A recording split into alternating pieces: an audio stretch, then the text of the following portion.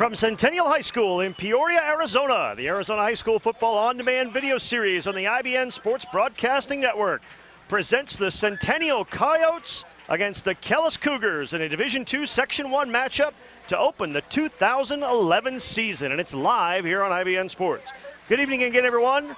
My name is Ken Tomash, and I'm thrilled to be your host for another exciting season of high school football here in the Grand Canyon State. Now, despite these two schools being less than 7 miles apart, tonight will mark the first time they've ever met on the football field. Centennial had been in Class 5A and Kellis in Class 4A, but with the realignment of Arizona high schools this year, they're both in the new Division II Section 1. And if you're Kellis, season openers don't get any tougher than this one. The Coyotes are 89-8 the last 7 years. They've won 3 state championships in the last 5 years. They're itching to get another state title to go with the 3 that they claimed from 2006 to 2008. They are missing some familiar names. Vegas Johnson's 1,100 yards, graduated. The offensive line is young, but they are still the Centennial Coyotes. Meanwhile, Kellis has gone 7-4 each of the last 2 years. They've made the state playoffs 3 times under Coach Jason Golden. Cougars have a lot of speed, a lot of talent back on offense, but with only 2 defensive starters returning, some new faces are going to have to step up. Speaking of new faces, the Cougars are going to have a new face at quarterback with Adam O'Banion having graduated. The starting job now belongs to Kyle Jackson. O'Banion was a guy who was a great leader, a contributor on both sides of the ball, and not only did he throw for nearly 1,200 yards, he was the Cougars' 3rd leading rusher with 700-plus yards and 12 touchdowns, as well as being the 3rd leading tackler on the team from his safety position. So now into these shoes steps Kyle Jackson, who threw all of 6 passes a year ago. He does have back, though, 3 of the top 4 leading rushers and the leading receiver, Nate Jackson, back from last year's 7-4 team, along with 3 starters on the offensive line. So we'll see some new faces for both teams tonight as we get going from Centennial High School in Peoria. And the Kellis Cougars will kick off. They're in the all-white uniforms with the blue helmets, while the Centennial Coyotes are all in blue with red trim and white numbers.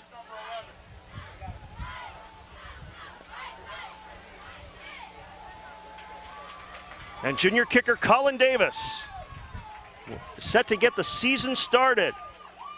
Not a great leg, just 4 touchbacks last year. But it'll be his foot that hits the leather here to officially begin the 2011 high school football season in the state of Arizona. It's Kellis against Centennial, and we're just about to get underway. And it is a breezy night. Temperatures were very high in the Valley of the Sun today. Well over 110 degrees. But about an hour before kickoff, wind really kicked up, which had the effect of cooling things off a little bit, but also plays havoc a little bit with the football sometimes. Colin Davis is set. Wes Westbrook is one of the deep men in the middle for Centennial, along with Hayden Savaki. Davis boots it, a low liner. It's going to skip. Savaki will pick it up at the 5, and we're underway live from Centennial High School in Peoria, Arizona. Nice return for Hayden Savaki out to the 36-yard line, where it'll be first down for the Coyotes. We are just underway. That little squib kick by Davis. Bounce to Savaki at the 5, and they will mark this one down at the 36-yard line, 1st and 10. Coyotes coach Richard Taylor told me this week he doesn't know who his offensive line was going to be. He could end up with 5 sophomores out there. He said it changed every day. But the man behind center is Justin Sanchez. Senior, number 5. He's got Tyler Bonneau as a wideout to the bottom of your screen.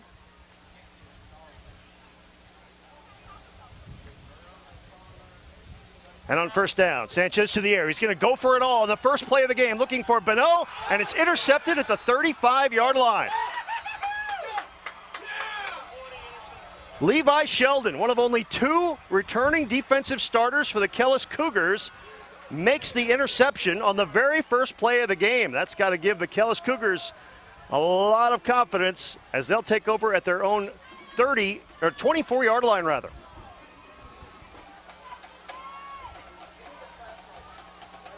So Sanchez, who completed 66% of his passes a year ago, has his first one picked off, and now we will see Kyle Jackson. Jackson's only thrown 6 passes in his varsity career. All came last year. He was 2 for 6, 29 yards and a touchdown against Cortez. And he will have a pretty experienced offensive line with 3 seniors, a junior and a sophomore, as well as some running backs with some experience. He'll flip this one out, and it's dropped by Blaine Freeman. And now we've got flags coming in. Our first flags of the evening. The officiating crew led by referee Patrick McLean. We'll talk this one over. And we've got a personal foul on the Coyotes. So the incomplete pass wiped out by a penalty. And that'll get Kellis some yards. That offensive line in front of Kyle Jackson. Left tackle Wesley Kohler, Andrew Church is the left guard, Ruben Valtierra the center, replacing the departed Nick Garfinkel, who was a tremendous player. Fritz Ismay at right guard, and Steve Prado at right tackle. Watch number 10 as well, Nathan Jackson, all-region receiver, caught 24 balls a year ago. Be out to the 41-yard line after the 15-yard penalty. Just underway in the first quarter here at Centennial High School in Peoria, Arizona. Ken Tomash with you on the IBN Sports Broadcasting Network. No score in the first quarter. Centennial's first pass of the night by Justin Sanchez was intercepted by Levi Sheldon. And after a personal foul penalty, it'll be 1st and 10 for the Kellis Cougars at their own 41-yard line. Clock stopped, 11:39 to play. It'll start on the snap. This time they will go up the middle. Only a couple-yard gain.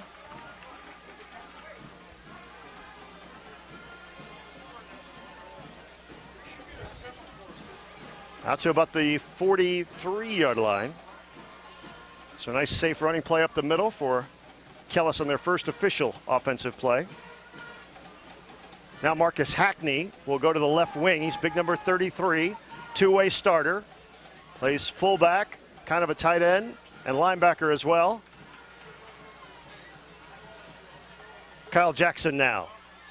Gives it off to the motion man, Wayman Payne, and Payne gets to the outside before he's knocked into the Coyotes bench area, right around the midfield stripe. It's going to be short of the first down.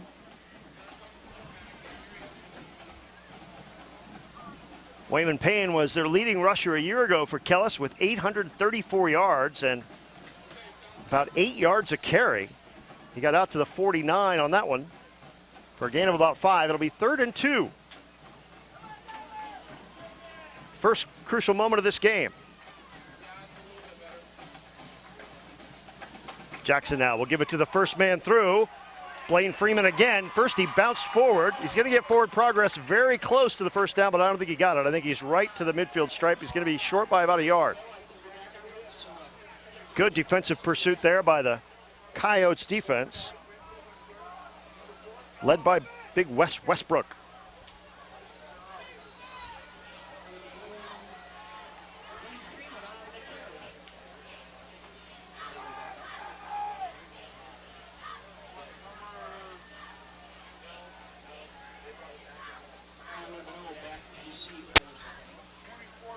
Kellis lost their punter of a year ago.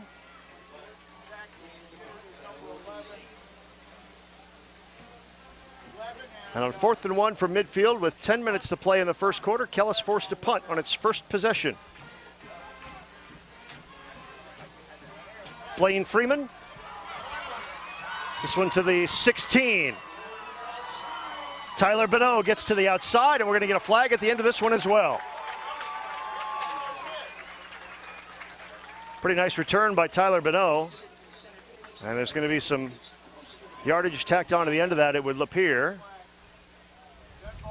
It is a dead ball personal foul on Kellis, so each team has been assessed a personal foul penalty here in the early going.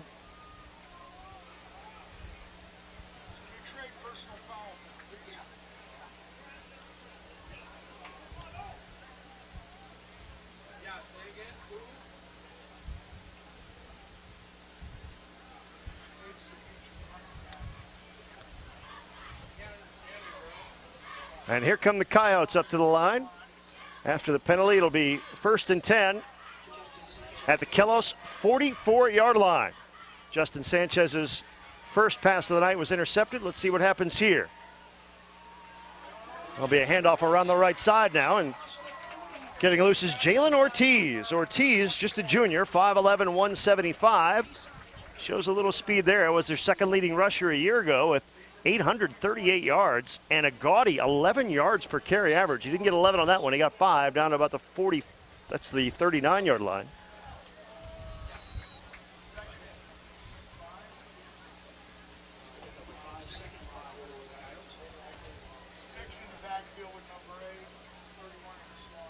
So now Sanchez on 2nd and 5. Out of the spread. He's got Zach Half-Power to his right, but he'll throw this one over the middle, and it's off the hands of Hayden Savaki across the middle, and it'll bring up 3rd and 5 with 9:01 to play in the first quarter.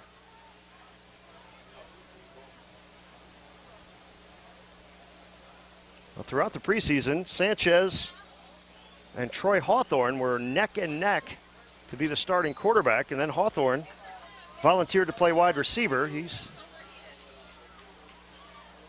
made Coach Taylor's job a whole lot easier, he said, and get two of their best players on the field at the same time. Sanchez now on 3rd and 5 from the 39-yard line of Kellis. Stumbles a bit going back in the pocket. He's being pursued by Marcus Hackney. He gets away from Hackney, but he may not get away from the rest of the Kellis defense, and he does not.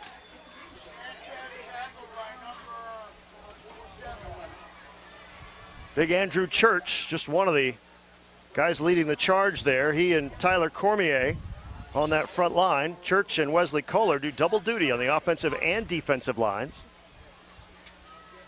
They pursued Sanchez, and it's been an inauspicious beginning to his position as the varsity starter. Hayden Savaki back to punt. He averaged about 35 yards a boot last year.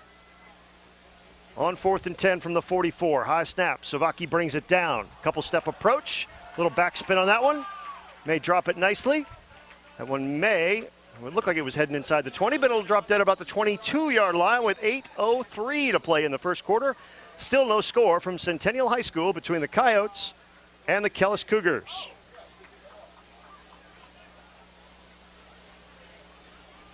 About a 22-yard punt there, but fairly decently placed.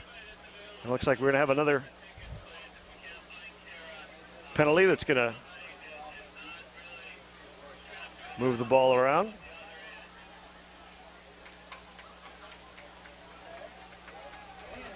Patrick McLean, that's roughing the kicker. So a huge break for the Coyotes. We'll get a roughing the kicker call on their first punt. And they'll get new life down to the 29-yard line.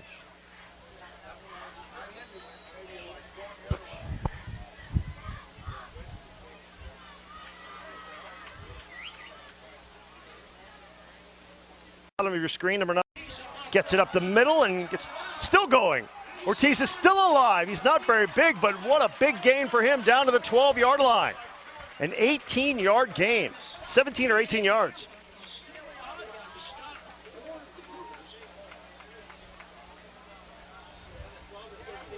Stanley Alati made the stop. They're going to call it the 12-yard line. Between the 12 and the 13, 1st and 10. Clock running, 7:53 to go first quarter, no score, but the Centennial Coyotes on the move. Hawthorne wide right, Sanchez the quarterback under center. Puts a man in motion. Here's Ortiz again, and he is hit hard. He is dropped for a loss. Wesley Kohler with a huge hit.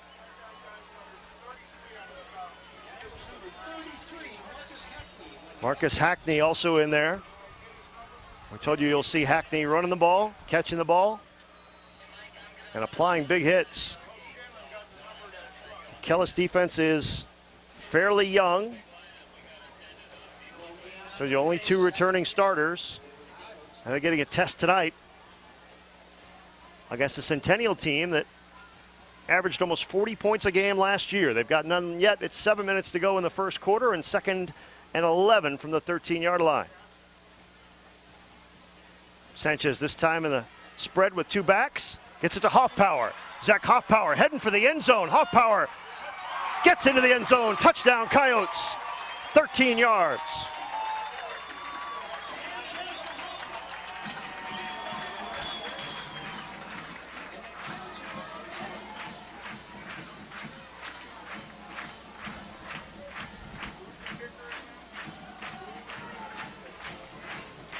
Well, Justin Sanchez's first throw of the night was intercepted, but his most recent one goes for the first score of 2011.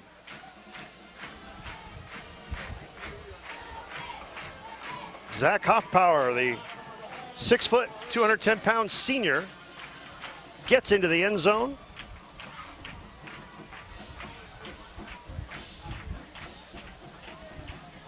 And now a bit of trickeration here as Hawthorne goes in for the 2-point conversion.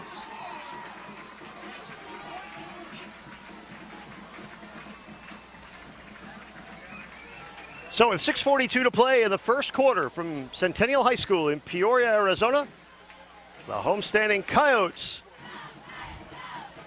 lead the Kellis Cougars 8-0. Told you, Troy Hawthorne was a quarterback last year. He and Sanchez both played quarterback, and Hawthorne was the number 4 rusher on the team with about 265 yards. And he showed his versatility there, running in the 2-point conversion. And Centennial's up 8-0.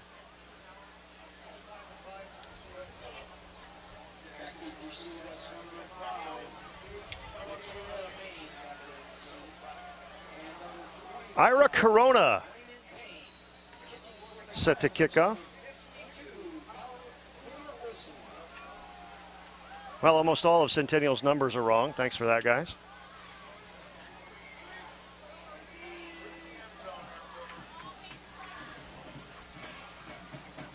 Here we go. Rakia Bain is 1 man back deep. Bain will take this one at the 3-yard line. Payne's got speed to burn, but he'll be taken down by Jacob Lomelli. Out to the 21-yard line. And that's where Kellis will have their second offensive possession of the night with 6:34 to play in the first. And trailing Centennial Coyotes 8-0.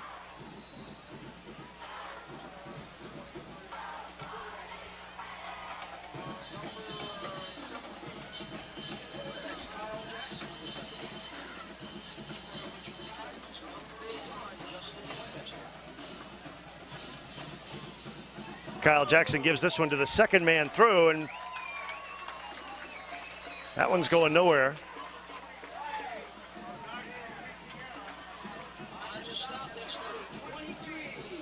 Back to the 20-yard line for a loss of a yard.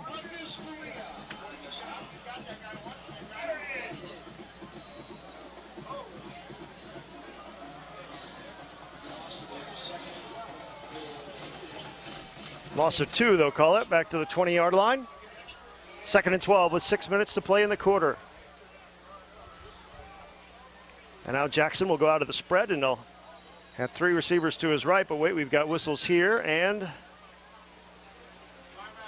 Kellis will take a timeout.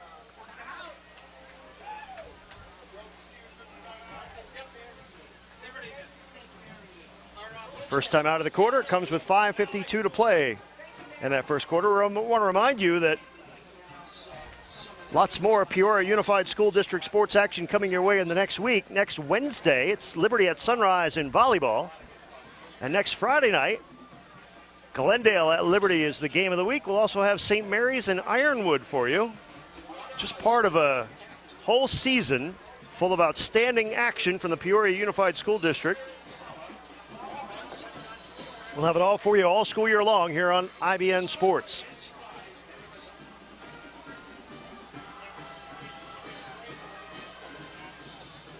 So now the Coyotes go back out after having talked things over with Coach Richard Taylor. They lead at 8-0.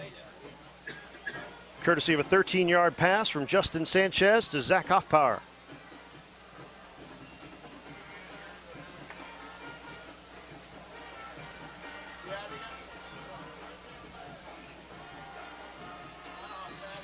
So now again they go back to the spread with 3 receivers here to the near side. Micah Rentrope is 1. Nathan Jackson, number 10, the main target. Will go on the draw this time though to Wayman Payne. And Payne maybe gets back the 2 yards that they lost on first down.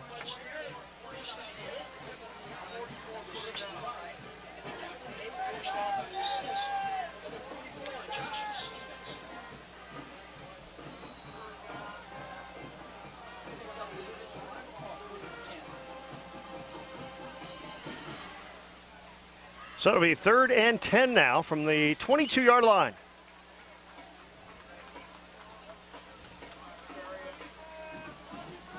Jackson will send DJ Hampton out to this side.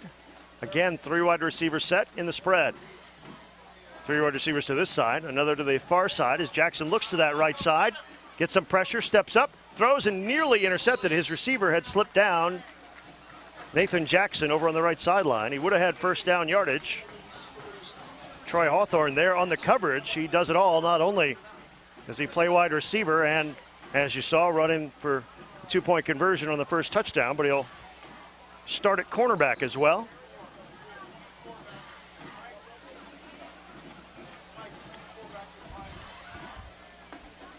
Kellis forced to punt again. It'll be Blaine Freeman standing in his own 10. With Hayden Savaki back at his own 40 to return for Centennial.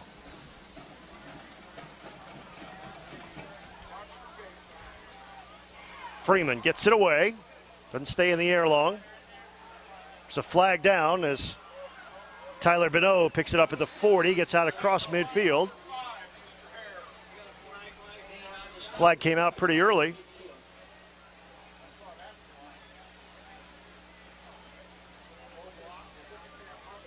We'll see what that's all about with under 5 minutes to go now in the first quarter.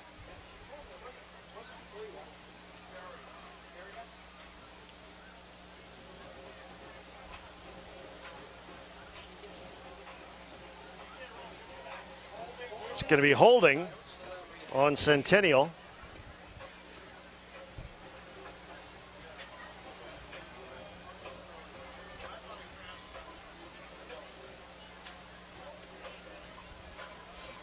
So that'll back the Coyotes up inside their own 30 to the 29 with 4:51 to go in the first quarter as they lead Kellis by a score of 8-0.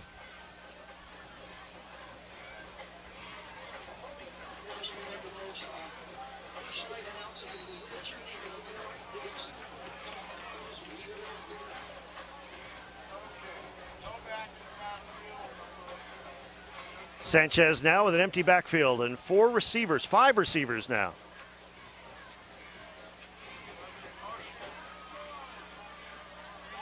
Flip that one out on the right side. Great gain by Tyler Bonneau, and he's finally tripped up.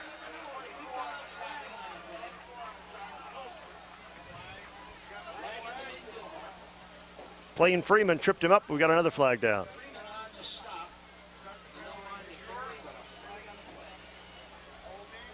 And another holding call on Centennial. Wipes out a nice gain on the pass from Justin Sanchez to Tyler Bonneau.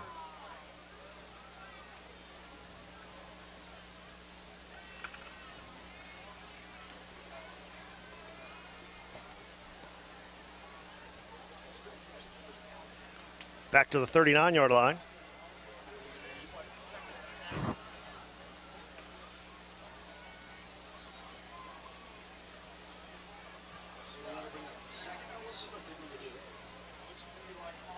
The officiating crew wants to make sure they have the spot correct.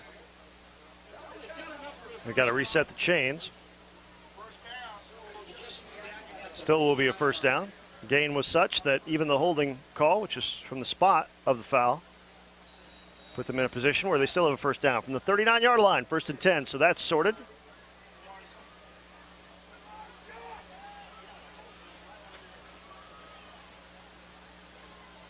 And Sanchez again in the spread with 4:28 to play. The clock running, 1st and 10 from the Centennial 39-yard line. He's got Hawthorne wide to the right.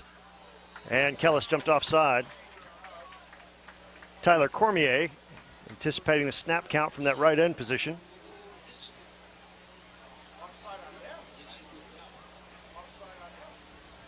Early in the season, you're going to see sloppiness as these teams try to gel. That'll be 1st and 5 from the 44-yard line. A little easier task for Justin Sanchez.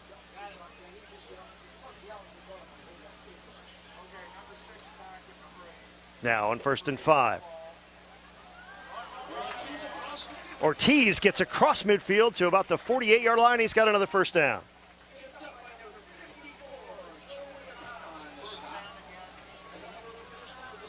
Joey Akana made the stop, but not before Ortiz picked up the 1st down to the 49-yard line. 1st and 10 in Kellis territory.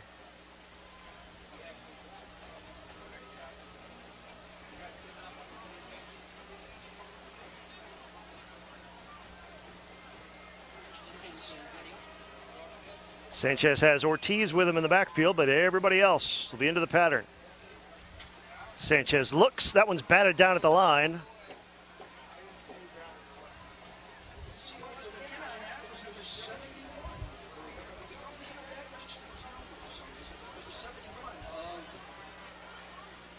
So it'll be 2nd and 10.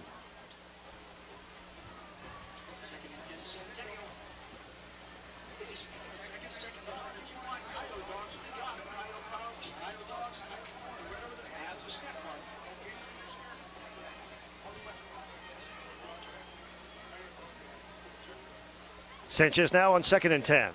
Getting pressure, draws him in, gets the screen to Ortiz at midfield. Inside the 40, Ortiz breaks it, turns on the Jets, and he's going to go 49 yards on the screen pass, and it's 14-0 with the extra point coming.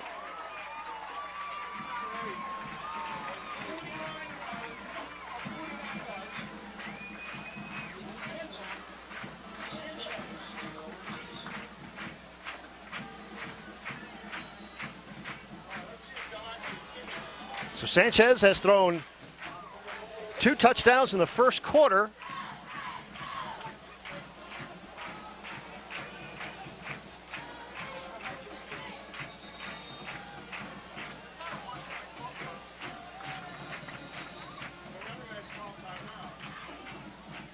And Kellis is going to take another timeout after Centennial's 1st touchdown. They lined up in the odd formation that led to the 2-point conversion, and this time Kellis wants to talk it over and decide what they're going to do if they see that formation again. We've got 3 minutes and 28 seconds to play in the 1st quarter from Centennial High School in Peoria, Arizona.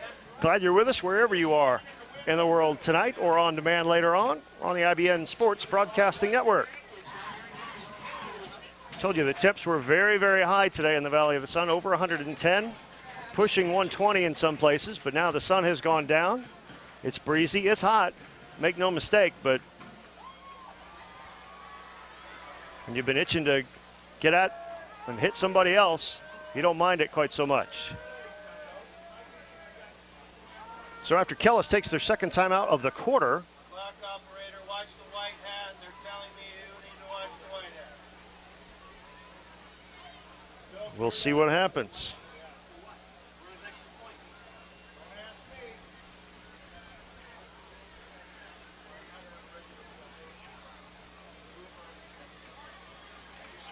So now a more conventional set.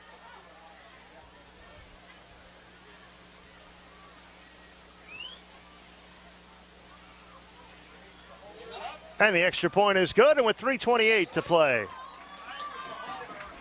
in the 1st quarter, Centennial leads Kellis 15-0. These two teams both started off fantastically in 2010. Kellis went 5-0 to start the season, outscoring their opponents 245-28. Then they lost 2 straight, rebounded to win 2 straight, finally ended up losing in the state playoffs to Queen Creek 41-7, but still it was a successful season. 2nd 7-4 campaign in a row for the Cougars under Jason Golden. Meanwhile, Centennial went 7-0 to start the season before a loss to Red Mountain, and then didn't lose again to the state championship game to Chaparral, 32-17. And even though they lost a bunch of talent, they're off to a good start here in 2011, leading Kellis 15-0 with 3:28 to go in the quarter.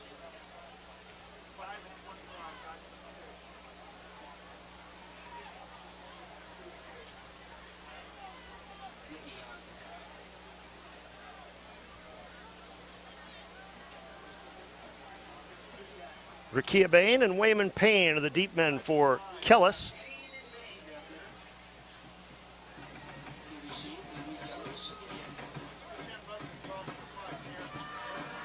This one is knocked high and deep, and it'll go into the end zone for a touchback. Doesn't matter that Wayman Payne let that one get through his hands. It's a free kick that broke the play into the goal line. It'll be touchback. 1st and 10 at the 20-yard line for the Raymond S. Kellis Cougars. They trail it 15-0. They've had a little bit of offensive success.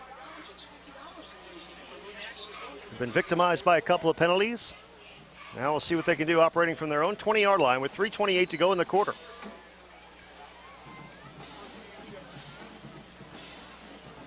Again, Kyle Jackson making his first start at quarterback.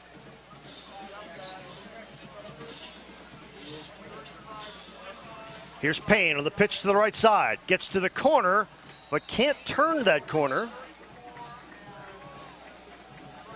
Alec Resendez brings him down.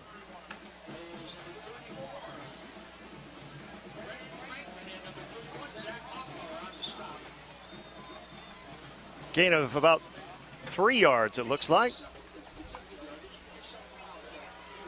Out to the 23, 2nd and 7 with under 3 minutes to play in the quarter.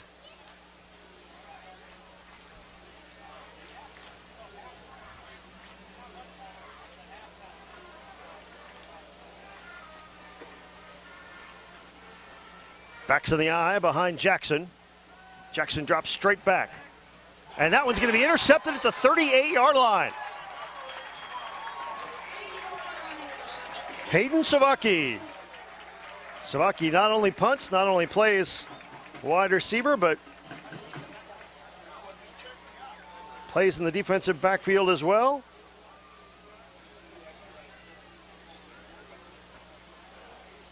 So each team has thrown one interception here in the first quarter, and with 2:37 to play in the first, Centennial takes over at the 39-yard line of Kellis, leading 15-0. It's been a pretty good first quarter for Justin Sanchez. After his initial throw was intercepted, he's thrown a pair of touchdown passes. And now he'll come up to the line, leading 15-0 with a 1st and 10 at the Kellis 39-yard line. Jalen Ortiz. He's hit up the middle, but he still manages to get a few yards. Stanley Alati on the tackle. Down to just outside the 40 or 35-yard line. Gain of about 4. Now they're going to move it back a little bit.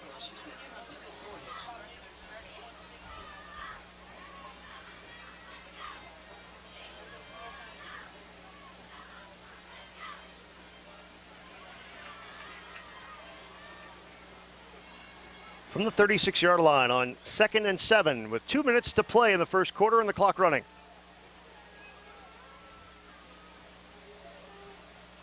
Sanchez now with 2 receivers to his right, 1 to his left, but he gives it to Ortiz again up the middle. Ortiz's legs are still pumping. He breaks out of a tackle, and he's finally taken down at the 21-yard line by Stanley Alati.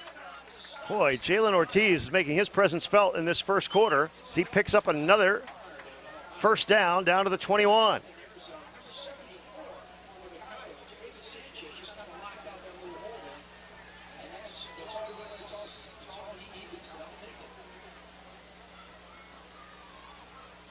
So the Coyotes are getting it done on the ground and through the air.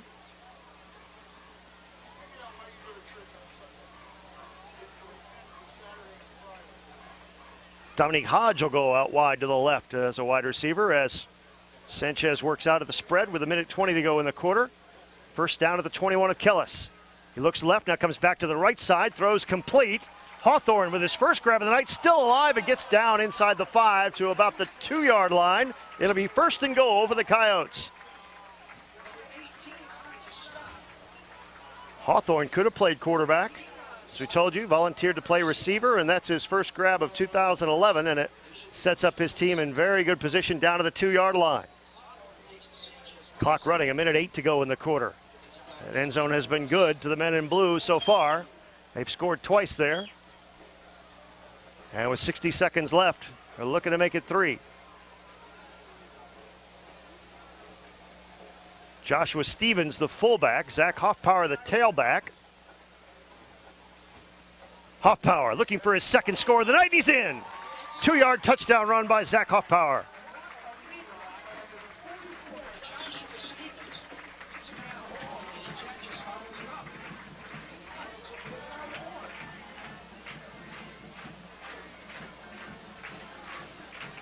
So we told you about Vegas Johnson and his 1,100 yards rushing last year being missed, but Zach Hoffpower has picked up the slack in a big way. He and Jalen Ortiz running the ball, catching the ball. Hoffpower's in from 2 yards out, and with 43 seconds left, it's 21-0 with the extra point to come.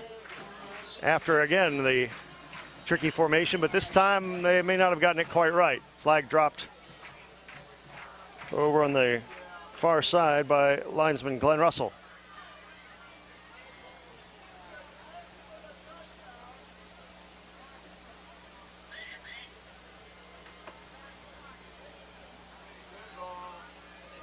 It's going to be an encroachment on Kellis, so it was Kellis who that foul was on.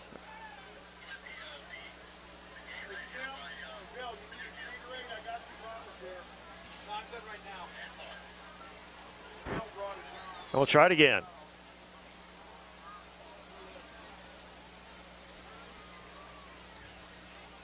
As the Coyotes line up to kick this time. The extra point is true, and with 43.3 seconds left in the first quarter. Our score, Centennial 22, Kellis nothing.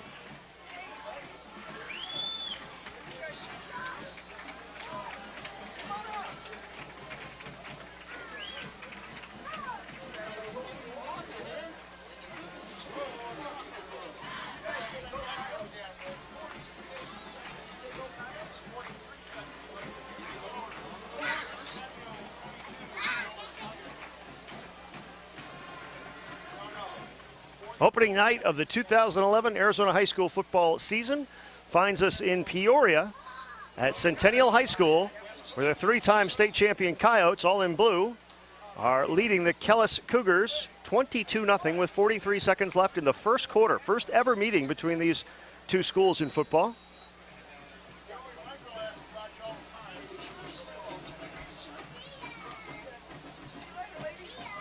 Kia Bain and Wayman Payne are the deep backs. This will be Bain from his 4-yard line. Bain up the middle, tries to break through, gets out across the 20 to about the 21 or 22-yard line, and pretty much the same field position that Kellis had last time out. That's where they'll begin again with just under 37 seconds left in the first quarter.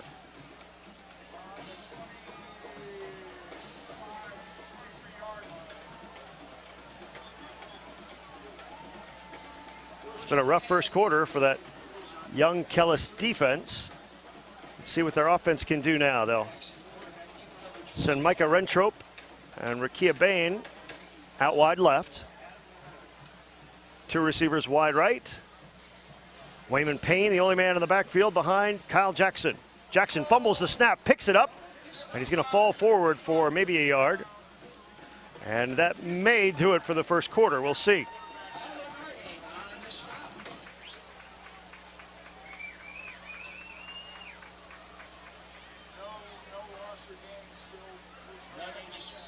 No gain officially. And as the seconds tick off here in the first quarter, now with 10 seconds to go, it doesn't look like the Cougars will get a playoff before the end of the quarter. We'll see. Nope, that'll do it.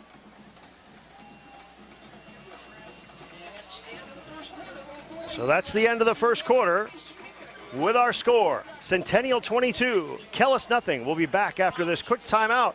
You're watching high school football on the IBN Sports Broadcasting Network.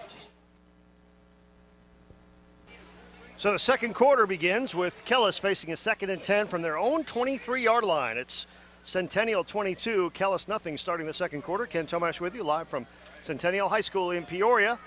Pitch to Raymond Payne, and Payne gets minimal yardage before he is pushed out of bounds.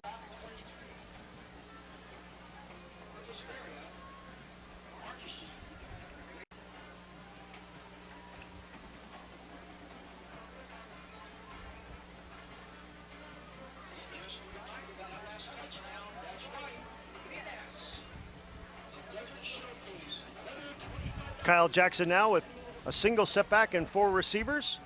Will roll to his left. Nice catch by Rakia Payne, and Bain is out across the 30 to the 35. That'll be a first down. Rakia Bain. That's a tough throw for young Mr. Jackson to make, rolling to his left as a right-handed quarterback, but he made a nice throw. Rakia Bain made a nice catch. Got a first down for the Cougars right at the 35-yard line. So now a little momentum for the guys in white.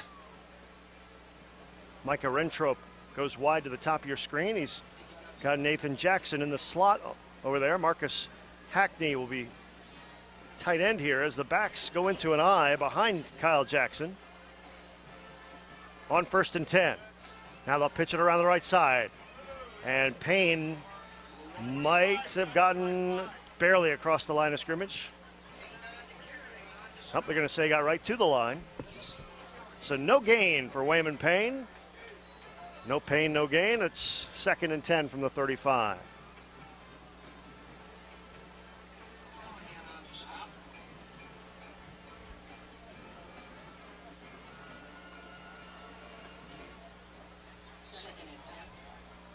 Blaine Freeman and Wayman Payne now in the eye, with Freeman the first back. As Kyle Jackson works under center. Now he'll turn it back inside. Look again. Going for Jackson, and Jackson was nicely covered out there deep. Not a bad throw, but Adam Leonard there step for step with the all-region receiver, Nathan Jackson. And that'll bring up 3rd and 10 from the 35. Clock stop with 10:39 to play in the first half.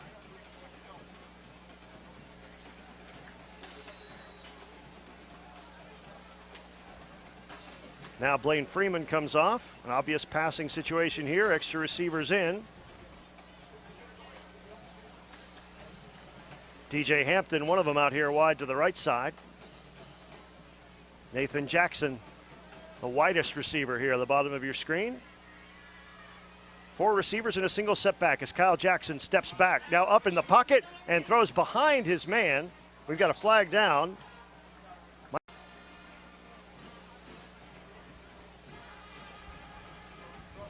It is roughing the passer.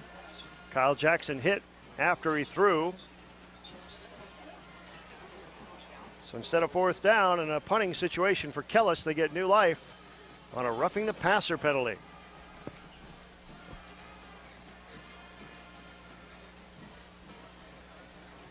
And this will go right out to midfield.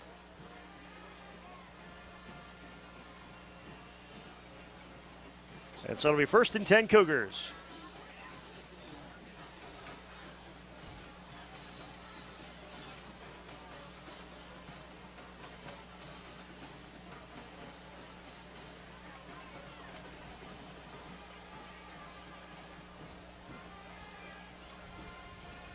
Right at midfield, 1st and 10. Payne in motion, and the handoff is to Payne. Tries to stutter step it, and he'll end up losing a yard.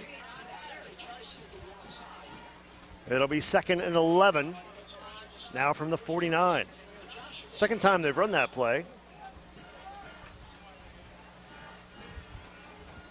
Put Wayman Payne in motion and give him the ball as he comes through, and that time the Centennial defense was right there and read it well.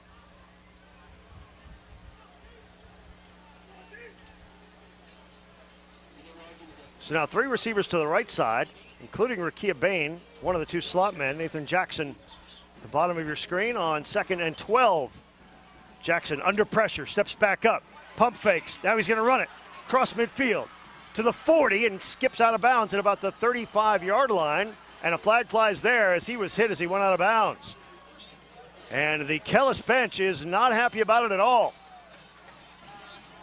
Officiating crew and coaching staffs to get in and break that up before it escalated. Jackson made a nice gain, and they're going to get some more yardage on the end of it, it looks like, for a late hit.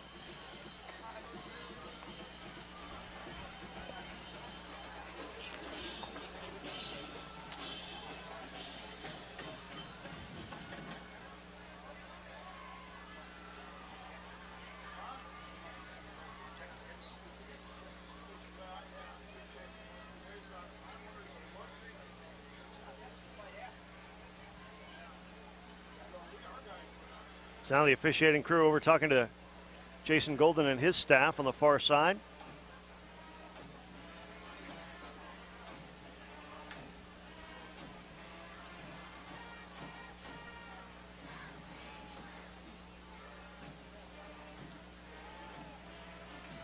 Again, we're at Centennial High School in Peoria, Arizona, opening night of the Arizona high school football season for 2011, and the Kellis Cougars meeting the Centennial Coyotes for the very first time on the football field. And with 9:43 to go in the first half, it's been all Centennial. They lead it 22-0, but Kellis on a drive here thanks to a couple of penalties, a roughing the passer, and now what appears to be a late hit called and a scramble by Kyle Jackson as he scrambled over to the far side and got out of bounds and was hit.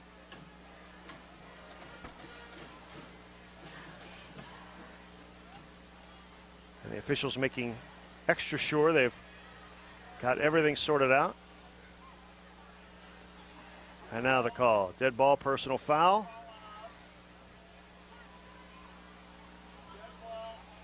And an unsportsmanlike conduct foul as well.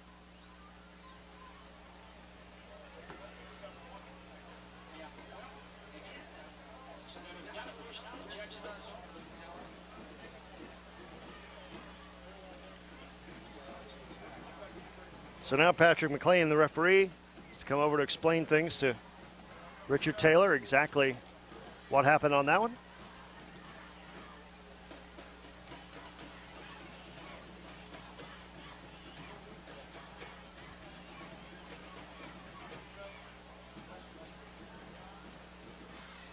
And Kellis is coming up to the line, but we're not doing anything until Patrick McLean is done with his conversation and signals the ball ready for play, which he hasn't done yet.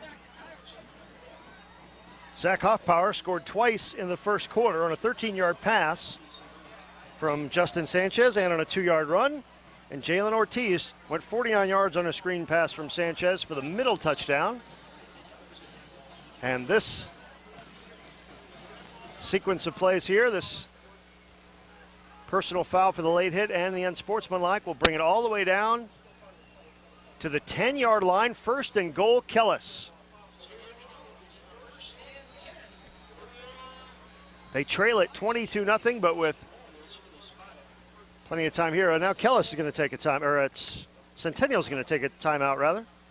So they'll take their first timeout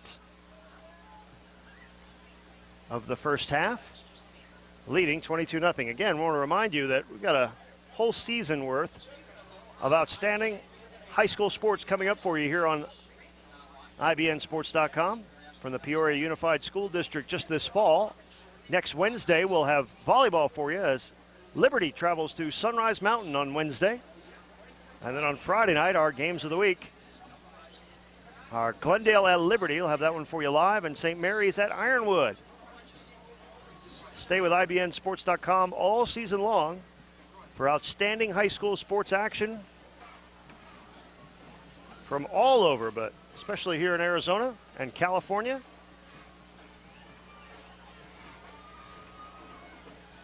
So after the timeout, looks like we're ready to get back to football.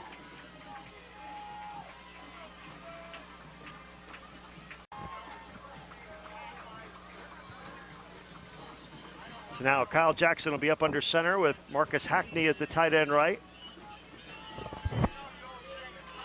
Blaine Freeman and Wayman Payne are the backs. Freeman is the first man through, spins away from one man, and then he gets snowed under. May have lost a yard. Did the ball come out? Centennial saying they have it.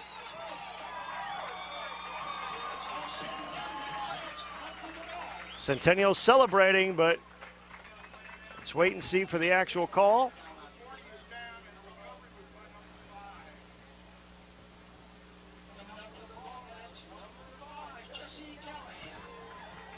And it is Centennial ball. Jesse Callahan at the bottom of the pile. So the Coyotes defense snuffs out a promising Kellis drive. And now we've got a Centennial player down, and the athletic training staff will be tending to him. Here we've got 9 minutes and 32 seconds to play in the first half. And Centennial gets a big stop there after Kellis was driving with the aid of a few penalties.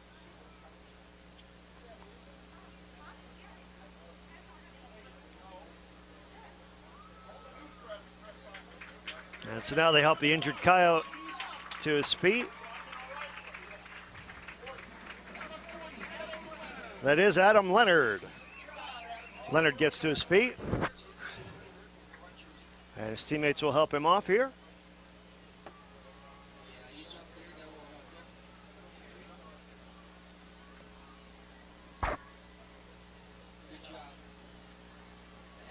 And Centennial will take over. 1st and 10 at their own 18-yard line. Actually, not the 18. It's actually the 13-yard line. Never trust the scoreboard. I've learned this many times.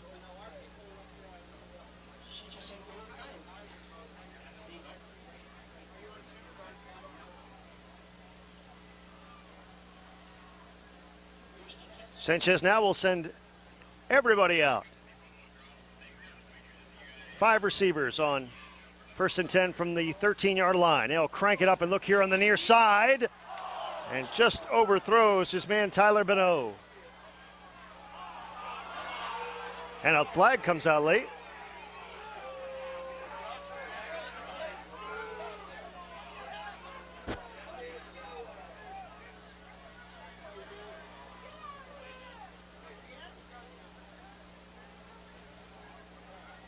Larry Kindred is the back judge, and a great one. And it's going to be a personal foul penalty against the Coyotes.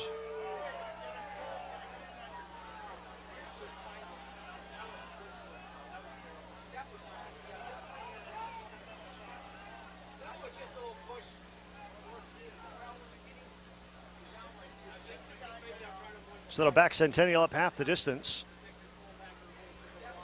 So about the 7-yard line. It's a personal foul call. This first half of play has been full of them. We've had unofficially 4 personal fouls, a roughing the passer and a roughing the kicker. And we still have 9.5 minutes to play in the first half. So it's rough and tumble here on opening night. Sanchez now with 1st and about 17. He'll drop back to his own goal line and crank it up again, looking long for Hawthorne. It's off his hands, just over the midfield stripe.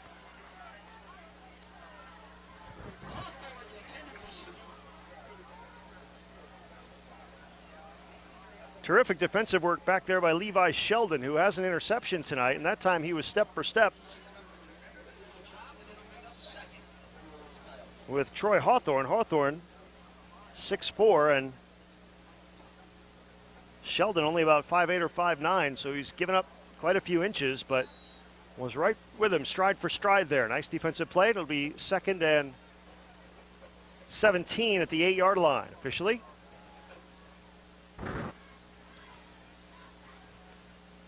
Sanchez now will hand this off to Hoffpower. Zach Hoffpower powers his way out to the 15-yard line for a gain of about 7.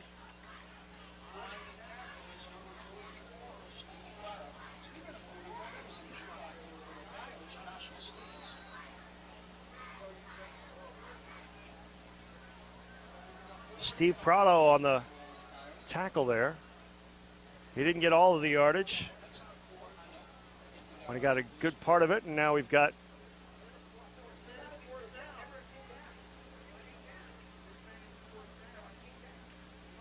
stoppage in play. I think it may be a clock issue here.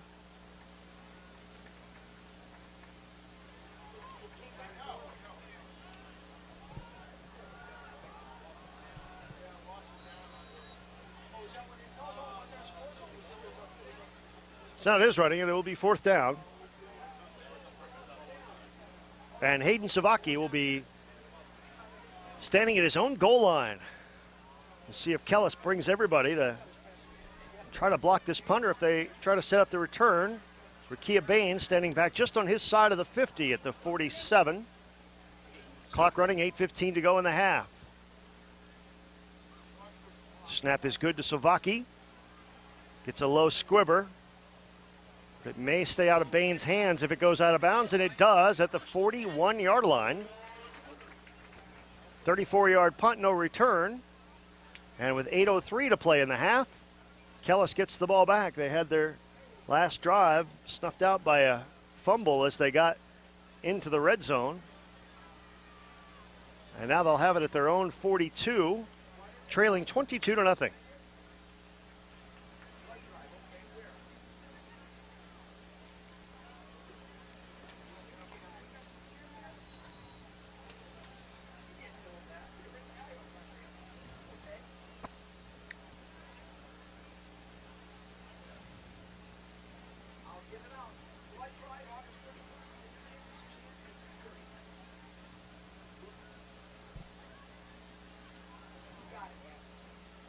Kyle Jackson out of the spread with 3 wide receivers to the right side. And 1 man in the backfield on 1st and 10 from the 42. Jackson looks, throws, complete. No, incomplete, as Nathan Jackson couldn't hang on. Big hit laid there, just short of midfield. Zach Hoffpower with good defensive work there. And it'll be 2nd and 10.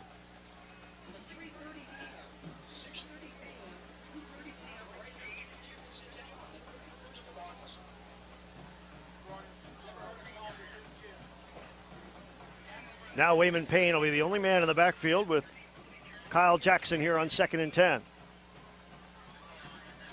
4 receivers, 2 to each side with 2 slot men. Jackson drops back, pressure coming, and he'll just throw that one away. And it'll bring up 3rd and 10.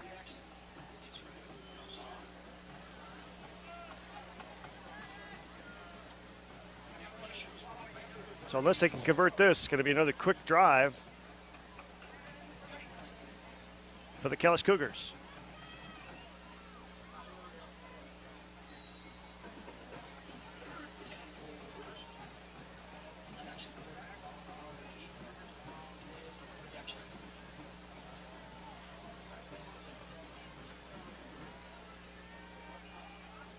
Now Jackson will send 3 receivers to the right side, 2 slot men.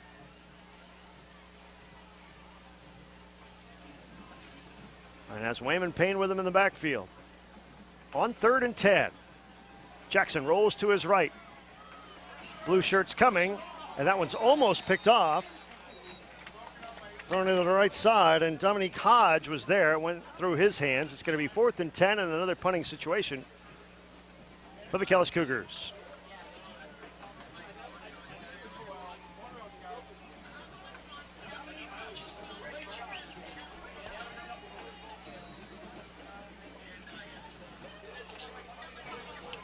Blaine Freeman will stand back at his own 29-yard line to punt this one away.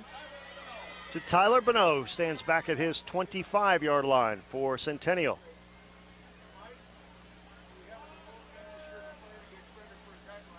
Kellis was missing an offensive lineman. Now he's in there, and here we go on 4th and 10. Blaine Freeman. That one hangs in the air a little bit. Bonneau from his 32-yard line. Bonneau spins away from a tackle across midfield. Tyler Bonneau tripped up finally by Nathan Jackson, but he gets across midfield and down to the 47-yard line of Kellis. Tyler Bonneau has been versatile tonight as well. Some nice returns. And he'll stay in there now as a wide receiver with 7.5 minutes to play in the first half, and his team leading 22-0.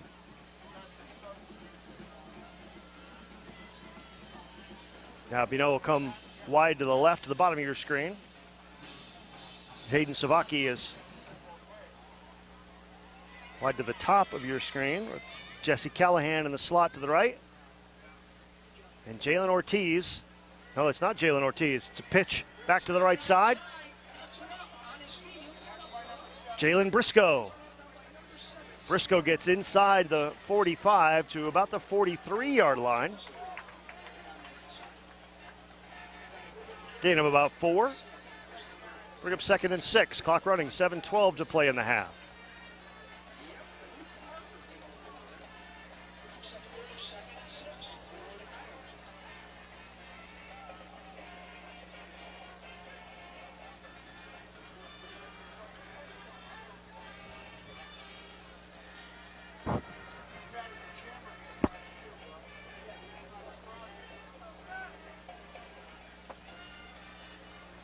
Now in 2nd and 6 from the 43.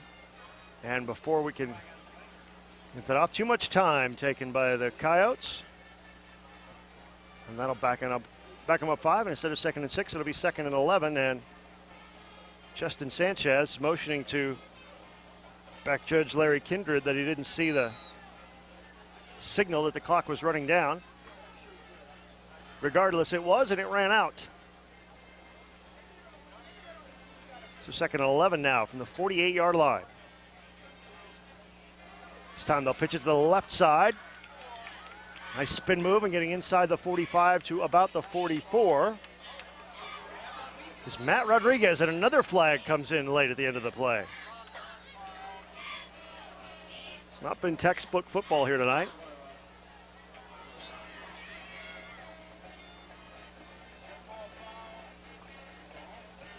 Another personal foul against Centennial. And Richard Taylor cannot be pleased. No coach would be pleased with seeing this many penalties on opening night, especially personal fouls, roughing the passer, late hits. They've happened on both sides of the ball tonight. We've got 6 minutes and 31 seconds to play in the first half. And Centennial leading 22-0, but they're going in reverse on this drive.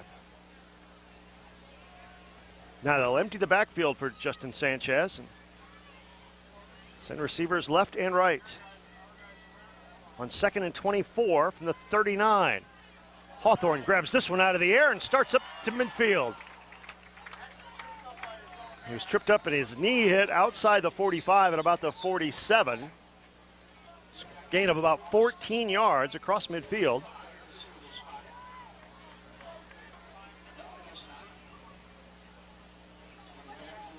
Back to the original line of scrimmage where it should be 3rd and 10 from the 47. Now Tyler Bonneau comes off.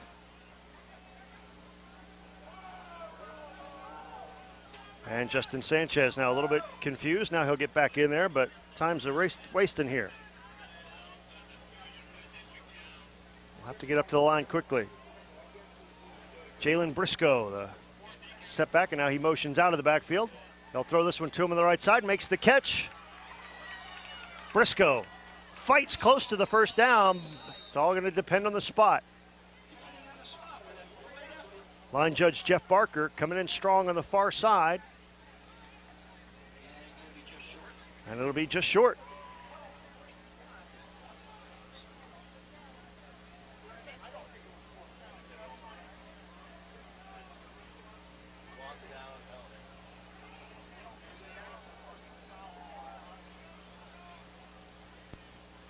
So Kellis takes over after stopping the Coyotes just short on 4th and 10.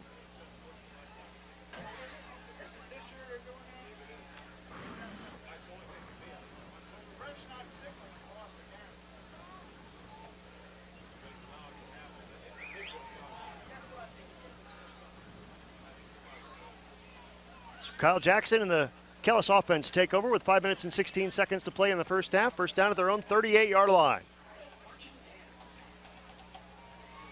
Jackson drops back. Looks like they're setting up the screen or just unfortunate blocking, but Jackson just underhanded that one out of bounds over on the far side, and we may have an intentional grounding call.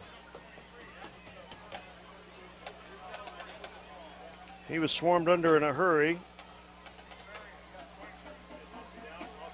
And yes, that is intentional grounding, and that will be a loss of down as well as the yardage.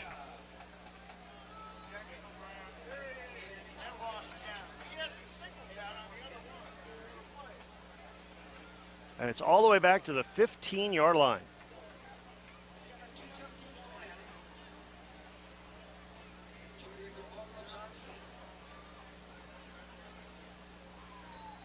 Second and 35.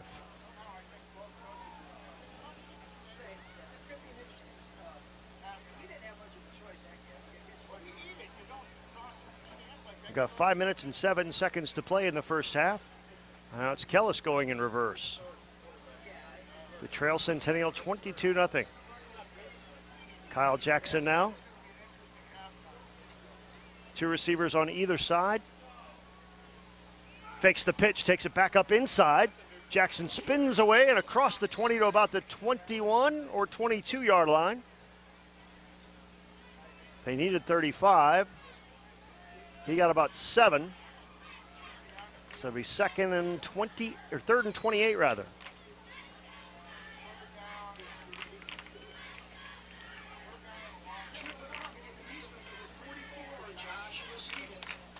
Joshua Stevens made the tackle on that. And now we got 4.5 minutes to play in the first half.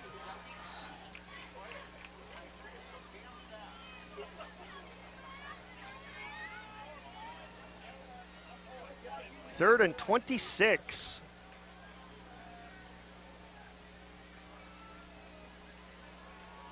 Jackson again buying himself some time. It's complete to Nathan Jackson here on the right sideline, but nowhere near the first down, out to about the 36-yard line. For a gain of about 14, but it's going to be a fourth down play here. So they get a little bit of that yardage back, but they had a long way to go.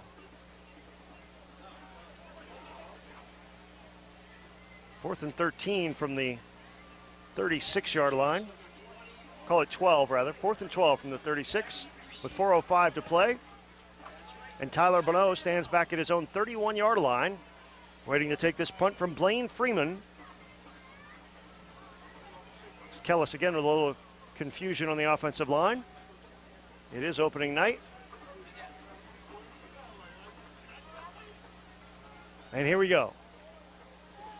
Fourth and 12 with 4:05 to play in the half.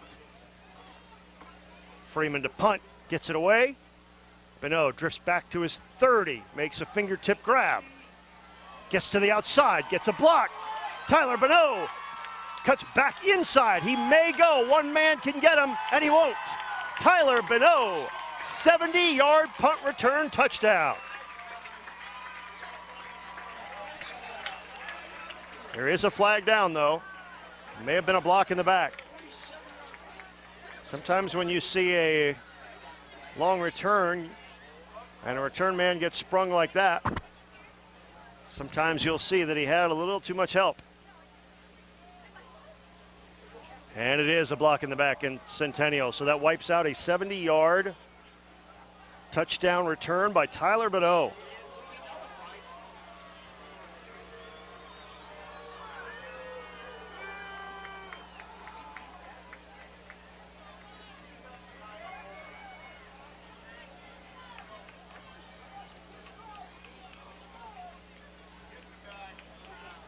So they get to keep the ball, the Coyotes will, 3:43 to play in the half, but they won't get 6 points, and they'll be backed up to their own 21-yard line.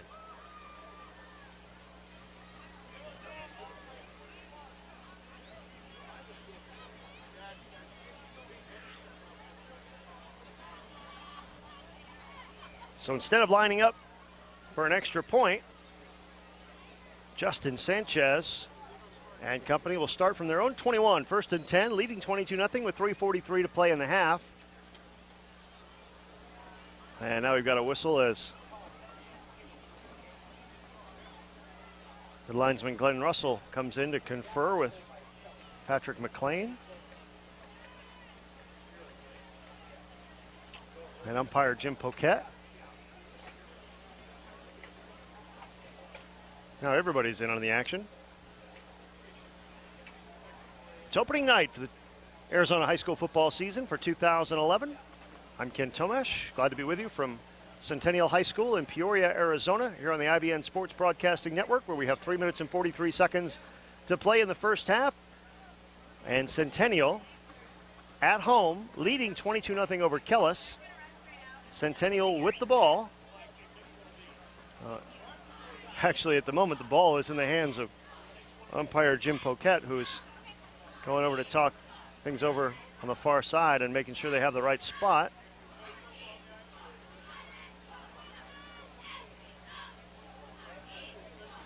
So instead of the 21, it's going to be about the 23. And we'll see if that's to everyone's liking.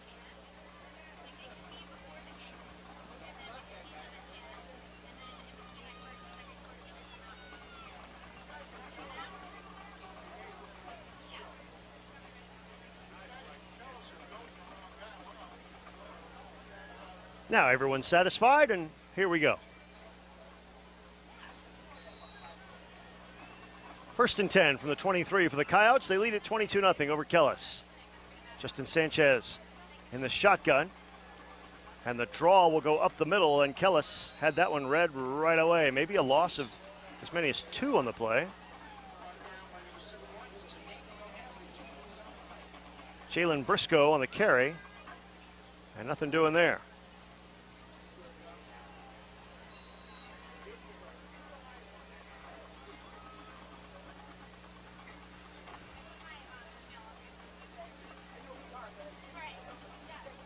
So now Troy Hawthorne will go wide right with 3:08 to play and the clock running. Loss of 2. It's 2nd and 12 from the 21.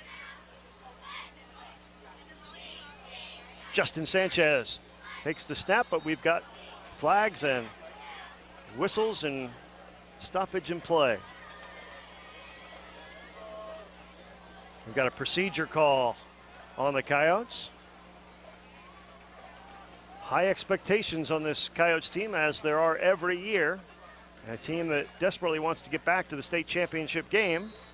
Still got some kinks to work out, but it's 2-0.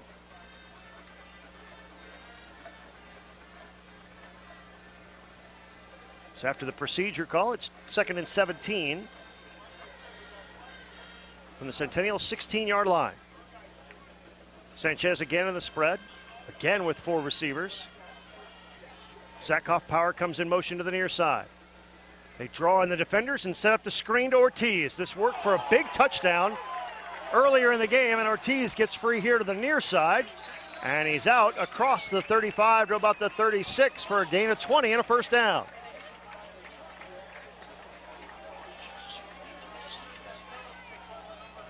And Joshua Stevens sprung him with another outstanding block.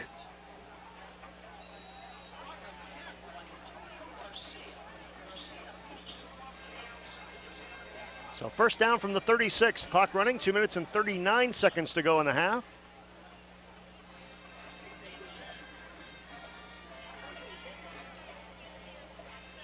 Jalen Ortiz, the only man in the backfield with Justin Sanchez. He'll be blocking though, give Sanchez time to find his man, which he does, across midfield for another first down to Jesse Callahan.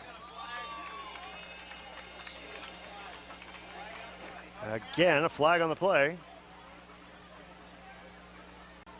Officiating crew getting a workout tonight as well. And an ineligible man downfield.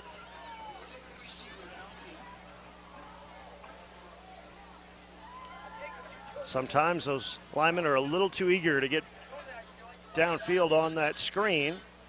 So the big gain is negated. And the Coyotes will be backing up again with 2:21 to go in the half. Back to the 31-yard line. where it'll be 1st and 15.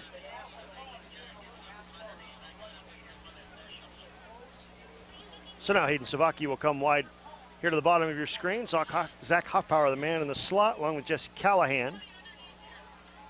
On 1st and 15 with 2:03 to play in the half. Sanchez throws this one out to the right side. It is complete to Hawthorne, and Hawthorne steps out of bounds. Out across the 40 to the 41 for a gain of about 5.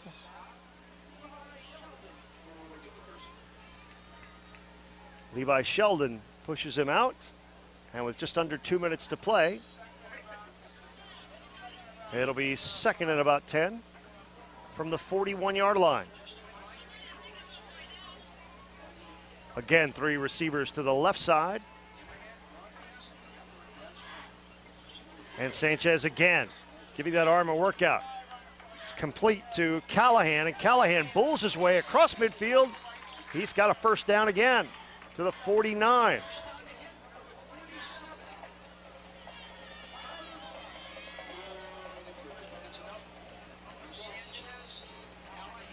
So now Centennial's moving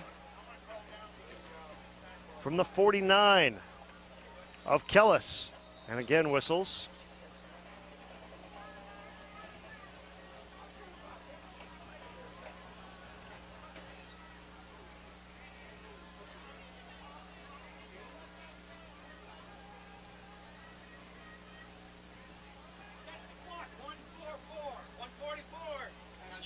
That was a clock issue, and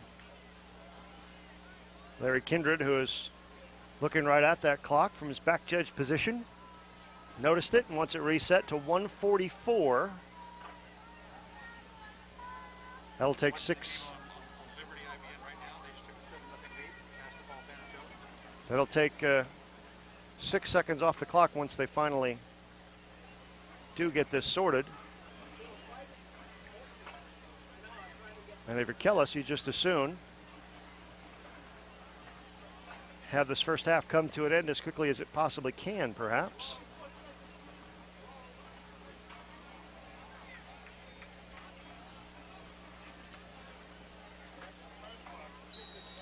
So now we're ready to go. 1st and 10 from the 48 of Kellis. Sanchez from the gun. Looks right, comes back to the left side. A wide open Hayden Savaki, and Savaki's down inside the 10-yard line where it'll be 1st and goal. Now they're going to bring it back out to the 11. But a 37-yard completion from Justin Sanchez to a wide open Hayden Savaki. Told you that's a young, inexperienced secondary for Kellis. Just one returning starter in Levi Sheldon. And now 1st and 10 from the 11. Time running out here in the first half. Sanchez looking right all the way. It's complete. No, it's broken up.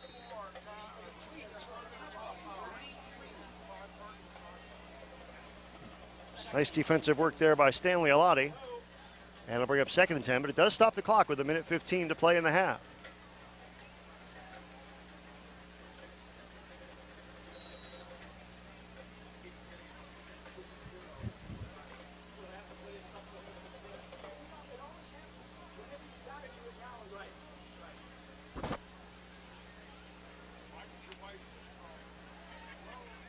One wide receiver to the left side is Hawthorne. 3 receivers to the right side. Jalen Ortiz, the lone setback, but Sanchez is looking end zone all the way, and he overthrows Hawthorne. It'll be 3rd and 10 with 1:12 to play.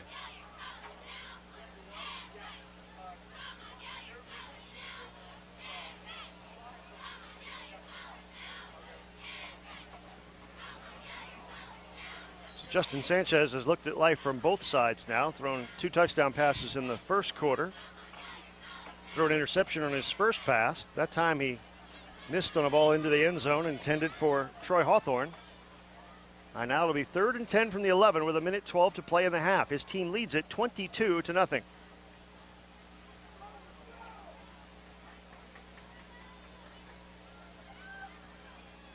Sanchez from the spread. Looking right all the way, gets away from pressure, throws to the corner of the end zone, and it is incomplete over there near the pylon. So it'll be 4th and 10 with 1:06 to play, and decision time for Richard Taylor, not much of one actually. He's going to send Boom Olsen out to try a field goal.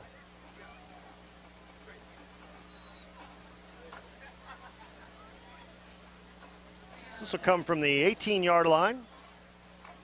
This will be a 28-yard attempt.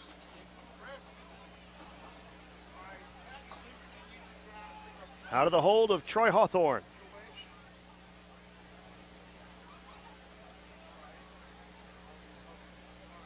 Snap is down, and Boom Olsen hits it, and it's good.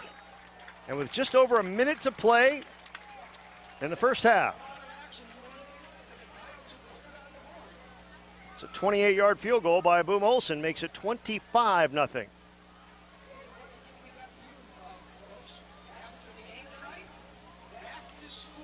So the Kellis defense stiffened after giving up a long completion to a wide-open Hayden Savaki down the middle.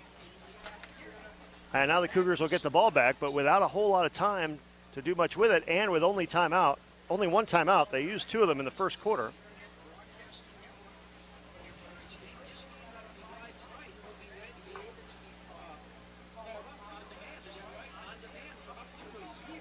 And now Boom Olsen will kick off. 1:01 to play in the half.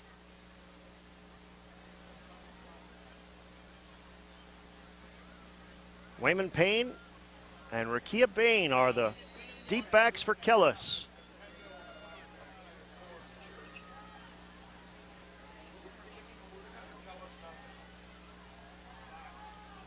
Olsen puts it deep over the head of Rakia Bain and into the end zone for a touchback. So, what we presume would be Kellis' final drive of the first half. Will begin at its own 20-yard line. And we'll see what they can do with just 61 seconds left in the half and only one timeout.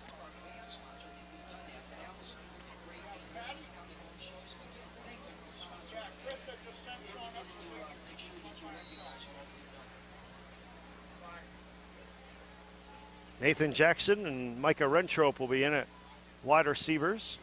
Imagine we'll see others as well. See if Jason Golden has anything up his sleeve here for the final minute and 1 second. Kyle Jackson will go up under center with Marcus Hackney as a tight end right, and the backs in the offset eye.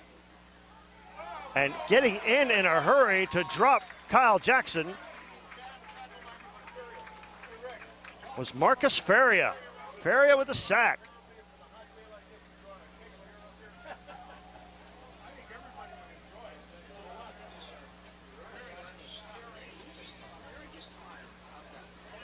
And now Kellis has taken a timeout as that play only ran, or Centennial has taken a timeout. Forgive me there. Each team with one timeout remaining. So that only ran 5 seconds off the clock as Richard Taylor and company see an opportunity here after a big defensive play to maybe get the ball back one more time before the intermission.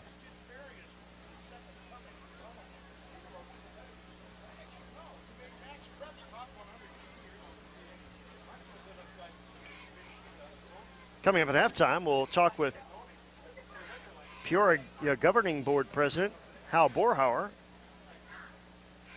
as well as Mike Sievertson, Centennial's athletic director. So stick with us at halftime for that. That'll be coming up sometime in the next 5 or 10 minutes, the way things are going.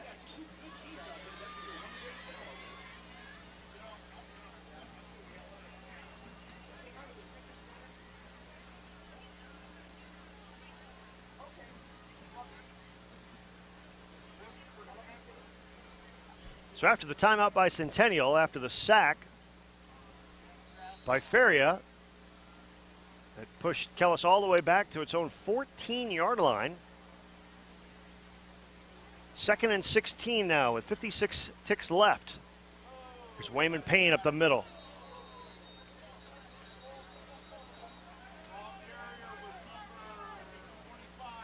And Centennial will take their third and final timeout after that minimal gain and only about 7 seconds run off the clock. Out to the 16. Gain of a couple. It'll be 3rd and 14 from the 16-yard line. Now we're being told 51 seconds remaining in the half. We're glad you're with us on opening night of the high school football season in the state of Arizona. The sun has long since gone down, but it is still well over 100 degrees here in the Valley of the Sun, and that'll happen on Friday nights for the first month or so of the season. Then it'll start to back off a little bit. The good news is when we get to the state championship games in December, it'll be beautiful blue skies for the games that are played outdoors. And the ones that are played at University of Phoenix Stadium, as games often are, may have the roof open in early to mid-December. Hard to think of that now when it's well over 100 on opening night, and it's a long way between now and the state playoffs. Here we're on opening night, and Centennial leads Kellis 25-0 with 51 seconds left in the first half. First game of the season for both teams. First meeting between these two nearby rivals in the Peoria Unified School District. Kyle Jackson now with 3rd and 14 from his own 16-yard line. A pitch it to the left side to Raymond Payne, and Payne gets hit hard at about the 25-yard line by Zach Hoffpauer. Didn't get first down yardage, but the objective here now is to run off as much clock as you can. With the ready for play, they are going to have to snap this with about 6 seconds left in the half. And then you just don't want a fumbled snap or a blocked punt, as this is what Centennial is hoping for. Hoping to get something here in the final seconds. In fact, they may even either take their last timeout or take the delay penalty. We'll see. Yes, they'll take the delay penalty. Flag comes out.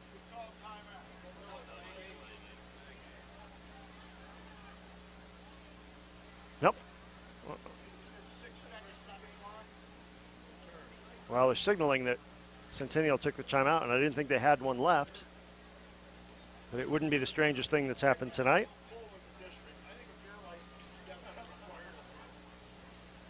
We told you about some of the big names gone from the Centennial squad. Gary Ross was a wide receiver and defensive back, a leading tackler a year ago. Vegas Johnson, tailback, who ran for over 1,100 yards. Tevin Ray, running back and linebacker.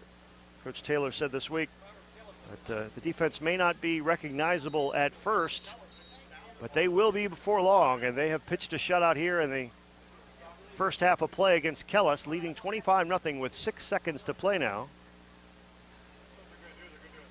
here in the first half. So there apparently was a timeout. And they show Kellis with 1 left and Centennial with none. I'd have sworn they took 4, but guys in the stripes are keeping track. So here we go. All Jackson has to do is run around and not get tackled for 6 seconds.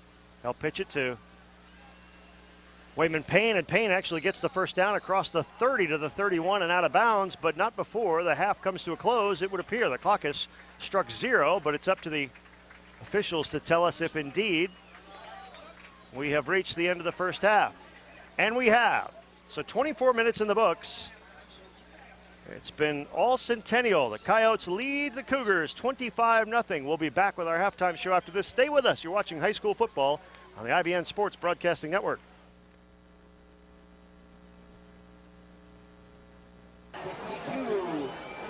Boom Olsen set to kick off.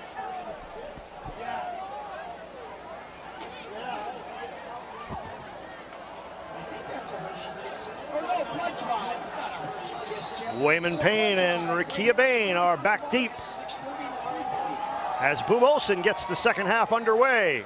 This one will get again into the end zone. Payne got a hand on it, but didn't matter. It broke the plane. It'll be 1st and 10 from the 20 for the Kellis Cougars to start the second half of play. Cougars went 7-4 a year ago, lost to Queen Creek 41-7 in the state playoffs. And another score in from the area tonight in the second quarter. Liberty leads Dysart 14-0. Liberty's Lions will be in our game of the week next week as they host Glendale on Friday night. St. Mary's at Ironwood is our other game. And before that, on Wednesday, we'll have Liberty at Sunrise Mountain in girls volleyball here on the IBN Sports Broadcasting Network. 1st and 10. Jackson flips it out and it's dropped. DJ Hampton had that one go in and out of his hands on 1st and 10. So the first play of the third quarter is an incomplete pass for Kellis. That Centennial defense pitched a shutout in the first half. They've got a few new faces back there as well. We may see even more of them if the margin continues here or if it grows in the second half, as we'll see if Coach Richard Taylor gets some other young players some playing time. That was the case last year, and that's why a lot of the players who've stepped up to fill in for the graduated seniors of a year ago are experienced, because they said they played in almost every game last year. As we've got a delay of game penalty now, as just one snap of the ball officially for Kellis, and things are not going well here in the third quarter. An incomplete pass on first down, and now a delay of game pushes them back to the 15. It'll be 2nd and 15. Just underway in the third quarter from Centennial High School in Peoria, Arizona. And Justin Sanchez behind center. He'll hand it off to Wayman Payne. Payne is wrapped up and brought down by Zach Hoffpower over on the far sideline. He got a few yards. He's out close to the 20, but not quite there. And now the officials are going to talk things over again. I don't see a flag, but it is a face mask on Centennial.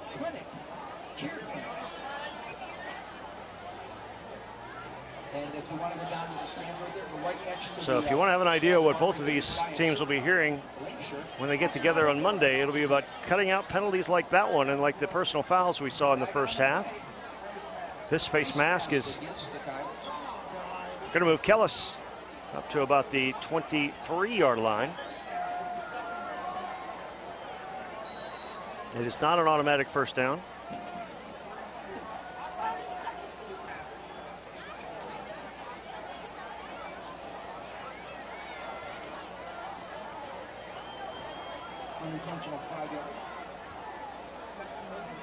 So now Micah Rentrope comes wide to the right, along with Nathan Jackson.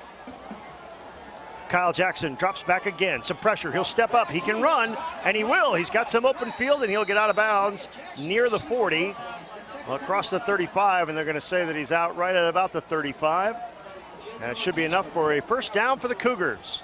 A couple times he scrambled out of trouble and made something out of nothing, and one time he got hit late at the end of the play after he was out of bounds in the first half. That drive didn't go anywhere for Kellis as they end up fumbling the ball at the Centennial 18. Now they've got a first down at the 35-yard line. The clock stopped with 11:40 to play in the third quarter. We're just underway in the second half. Kyle Jackson again under center. Backs in the offset eye. Pitch to the left side to Wayman Payne. And Payne runs into a bunch of blue shirts, and he's pushed out of bounds after maybe a gain of about 1.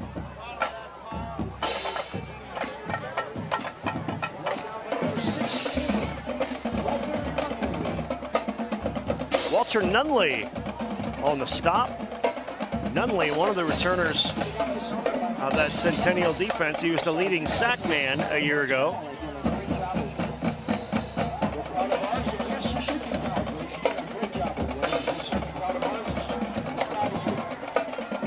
Now it's 2nd and 10 from the 35.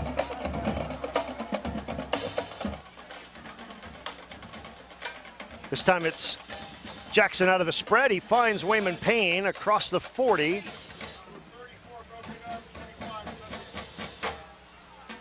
They'll put it right at the 40-yard line for a gain of 5, and it'll be 3rd down and 5. Big opportunity here for the Kellis Cougars.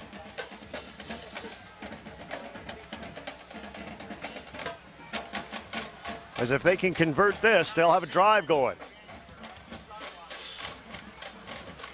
Less than a minute into the third quarter. Kyle Jackson will hand it again to Wayman Payne, and Payne is going down. Alec Resendez brings him down for a loss on the play. It'll bring up fourth down. Three-yard loss back to the 37-yard line. It'll be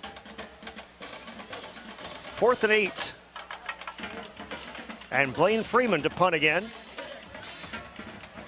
Tyler Bonneau standing back at his own 25. He had a 70-yard punt return touchdown negated because of a block in the back in the first half. Not a fantastic punt, but it may be somewhat effective, as it'll at least be down at the 41-yard line, and Bonneau didn't ever got his hands on it, so he couldn't do any more damage. So the Kellis Cougars are forced to punt on their first possession of the third quarter, and with 10 minutes and 7 seconds to play in it, Centennial takes over again at home, leading 25-0. Justin Sanchez threw 2 touchdown passes in the first quarter, one to Zach Hoffbauer, who also scored on a 2-yard run.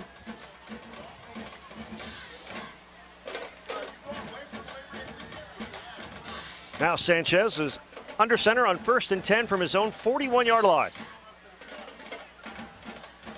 Jalen Ortiz, the deep man in the backfield. And they're going to run Ortiz to the right side. Ortiz gets to the outside, gets to the corner, turns on the Jets, and he's finally pushed out of bounds over on the far side by DJ Hampton. But not before a big gain down to the 39-yard line. 20-yard gain for Jalen Ortiz, who scored on a 49-yard screen pass from Sanchez in the first quarter.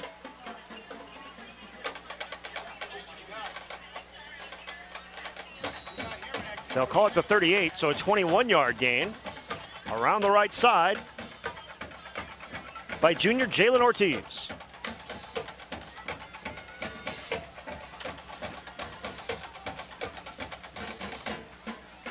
Ortiz again is the only deep back. And Sanchez will give it to him. Protecting that football, he cuts back inside. He's close to another first down. And it looks like he may have it. Very, very close. And yes, it is a first down. So gain of 10 down to the 28-yard line. Jalen Ortiz running wild tonight.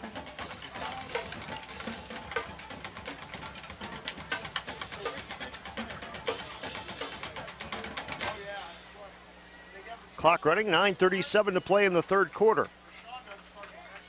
First down for Centennial at the Kellis 28-yard line.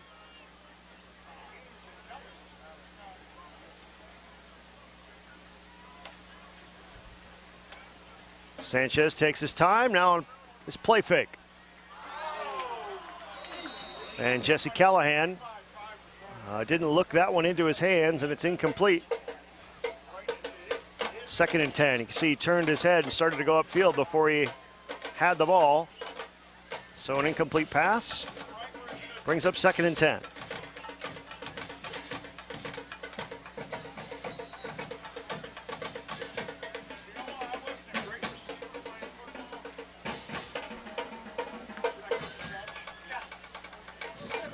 Sanchez with 2 receivers to each side, and Ortiz just behind him in the backfield. On 2nd and 10 from the 28 of Kellis. And he drew the Cougars offside unless there was movement on the blue side of the ball. We'll see. Nope, it's encroachment on the Cougars. That'll make a 2nd and 10 into a 2nd and 5.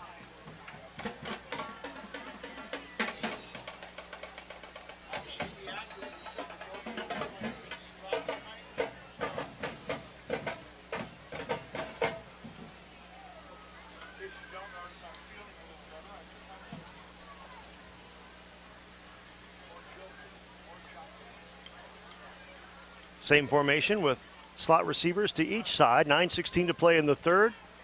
2nd and 5 from the 23. Sanchez again looking end zone, and again It's incomplete. In and out of the hands of Jesse Callahan at the 5.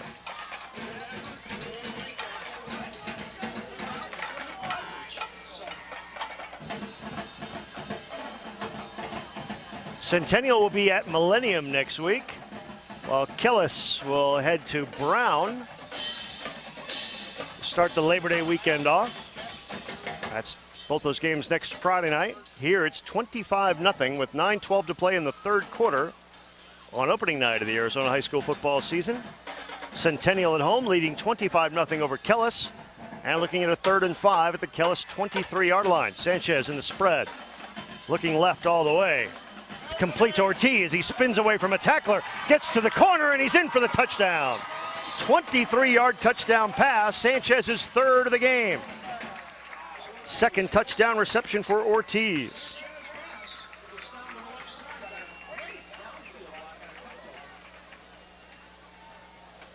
Sanchez is finding the secret to success, which is flip a short pass to Zach Hoffpower or Jalen Ortiz and let them do the dirty work. That one 23 yards.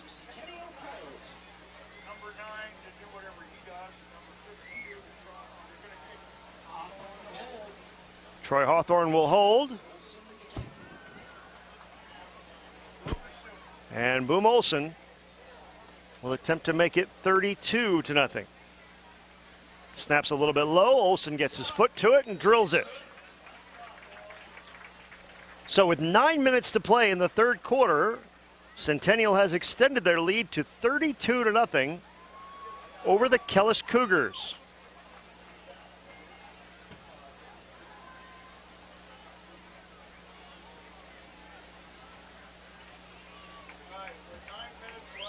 Well, this is a young Cougar team as well. 12 of their 22 starters are starting for the first time. And you get a pretty good measuring stick on opening night when you play a 3-time state championship team, a team that was runners-up last year. Gives you an idea of the things you need to work on. They trail at 32-0 here with 9 minutes to play in the third, and Boom Olsen set to kick off once again. For Kia Bain and Wayman Payne, as they have been, standing at their goal line.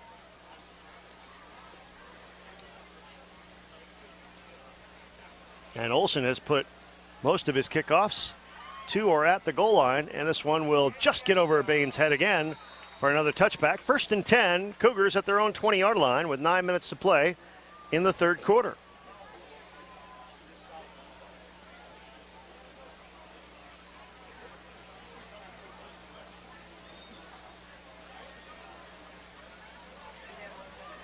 So Kyle Jackson returns to the lineup for Kellis. We told you he's filling some big shoes, as Adam O'Banion was an outstanding player on both sides of the ball for the Cougars last year. Their 3rd leading rusher with more than 700 yards and 12 touchdowns, and their 3rd leading tackler from the safety position, but it's Kyle Jackson's job now.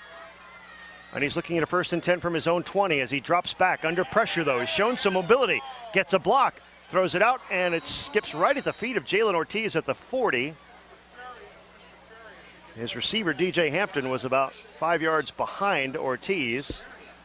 And that was Jackson on the run, showing that good mobility and ability to get out of danger and still throw the ball on the run. That one a little short of its intended target, though. It'll bring up 2nd and 10 from the 20-yard line.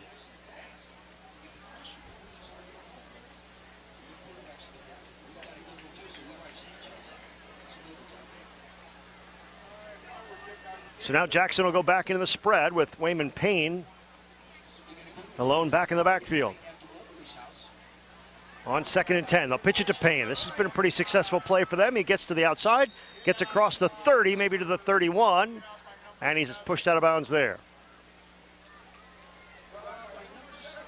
Payne, the leading rusher on this Kellis club a year ago. 834 yards, 10 touchdowns, and nearly 8 yards a carry. That time he got 1st down yardage out to the 31, an 11-yard gain. So it'll be 1st and 10. Jackson again from the spread with receivers left and right. He'll pitch it to Wayman Payne. Payne cuts back up inside, gets across the 40 maybe. Or right to the 40. It's going to be close to first down, but I think he's a little bit short.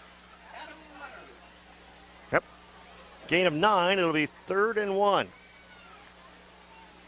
A long one. But another opportunity here for Kellis to convert a 3rd down and keep their drive alive.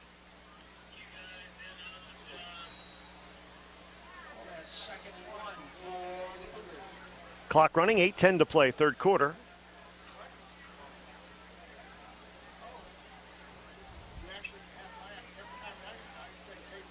Bain in motion, and he'll get the ball. Go around the right side. Gets away from the first tackler, but not the second one. As he's brought down by Marcus Feria, who's been a busy man at defensive end tonight. They strung that play out, made the tackle on Bain, and dropped him for a loss of about 3 yards.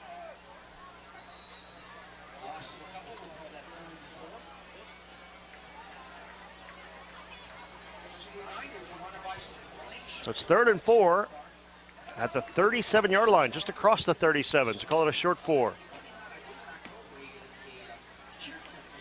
Now Marcus Hackney's in at a tight end on the right side, backs in the eye. 2 receivers left as Jackson gives it to the first man through, and it's very close, but it's going to depend on the spot. They're going to stop the clock to see just how far Blaine Freeman got, and he got a first down. Out to the 42, gain of 5.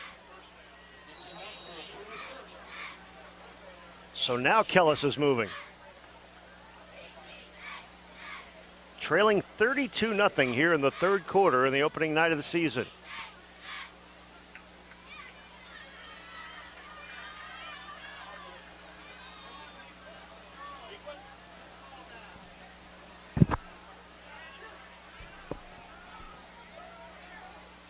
First and 10 for the Cougars at their own 42-yard line. Jackson drops straight back. Looks, and it's incomplete for Micah Rentrope.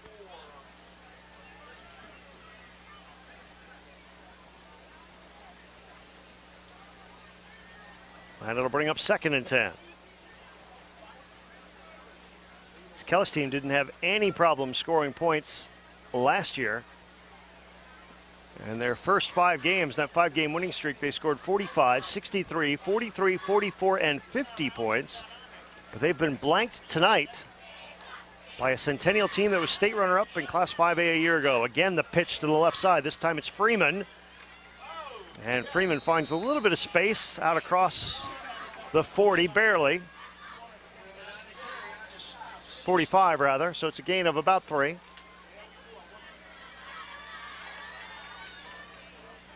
Put it right to the 45, and it'll be 3rd and 7 with 6:10 to play and the clock running in the 3rd quarter.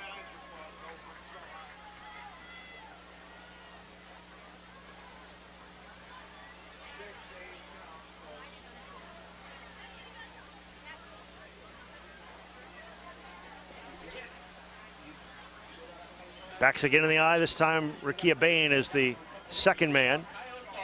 And they'll pitch it to him. He's got some space around the right side if he can get to that corner. And the stiff arm does him no good as he's dragged down by Adam Leonard for a loss of a couple.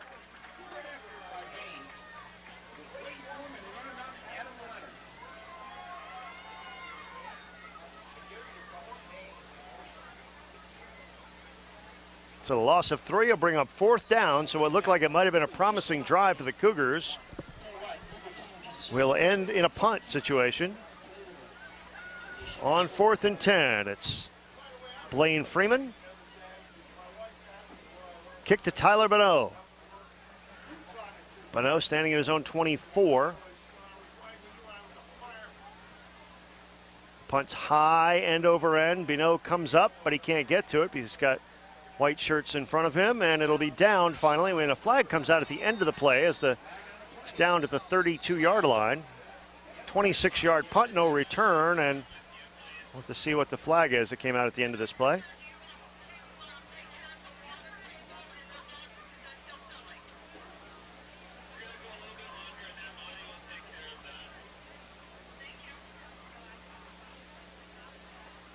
And another block in the back on Centennial. That they had one that wiped out a 70-yard punt return touchdown by Bonneau. That time Bonneau never got his hands on it, but still the Coyotes blocked a Cougar in the back.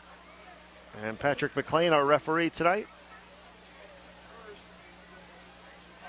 says we're going to back up a bit. 4:50 to play, third quarter. Centennial with the ball, leading 32-0 at home on opening night.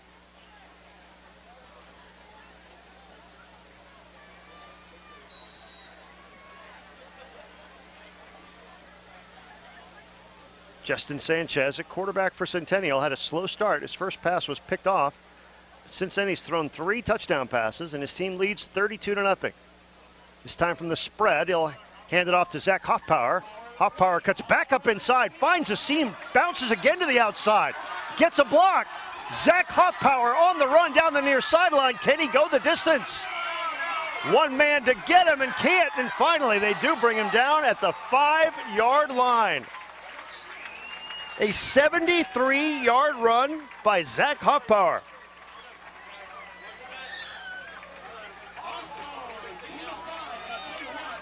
And much to the delight of everyone on this side of the field, there are no flags on the play for one of the rare times tonight. What a run by Zach Hoffpower.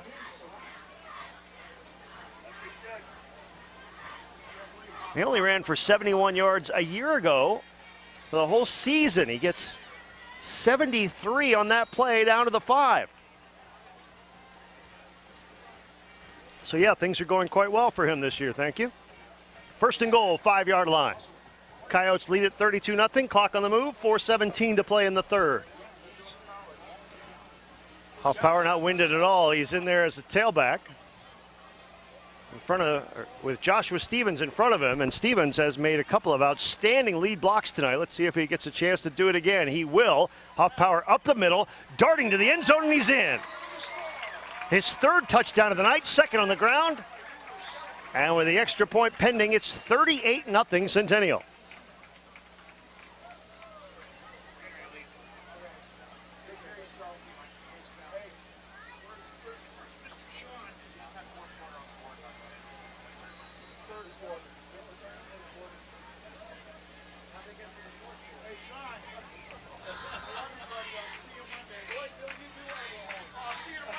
So again, the swinging gate. Well, that was interesting, and then that extra point is snuffed out. And no good. Kick blocked.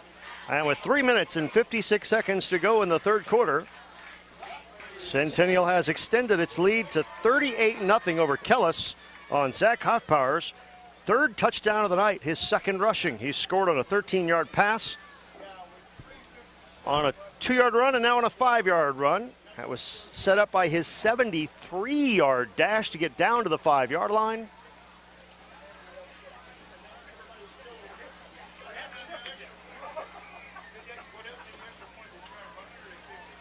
And now if you're Kellis, you're just hoping to get something here, get a chance to return this kickoff if you can. And maybe the speed of Rakia Bain or Wayman Payne can break something open and at least give you a little better field position here with just under 4 minutes to go in the third quarter.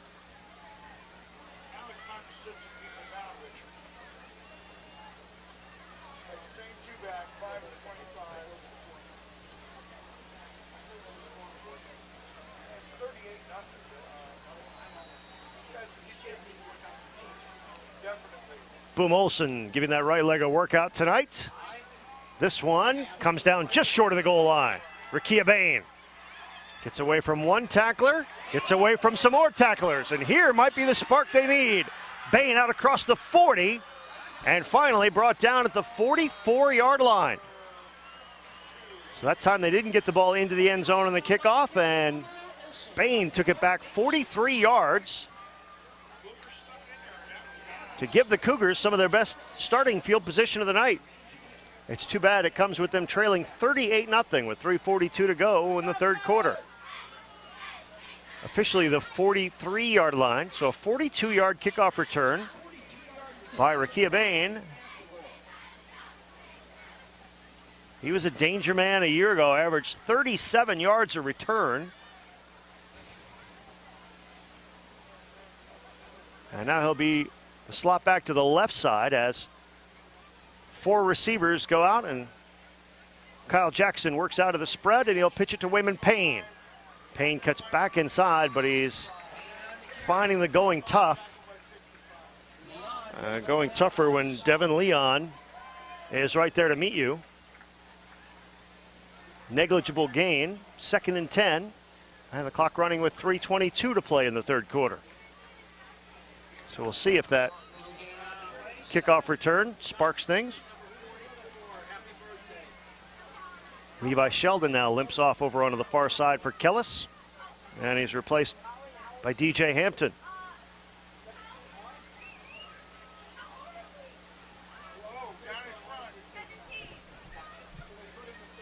Second and 10 now as Marcus Hackney now will be the sole setback for Kyle Jackson. Again, slot receivers to both sides. Hackney will take this one up the middle, and Hackney will get close to the 45 for a gain of about 2. Hackney was their second leading rusher last year with nearly 800 yards and 8 yards a carry. He gets out to the 45. It'll be 3rd and 8. Joshua Stevens made the tackle. He's done yeoman's work on both sides of the ball tonight, opening up holes for running backs, and that time closing holes from his defensive line position.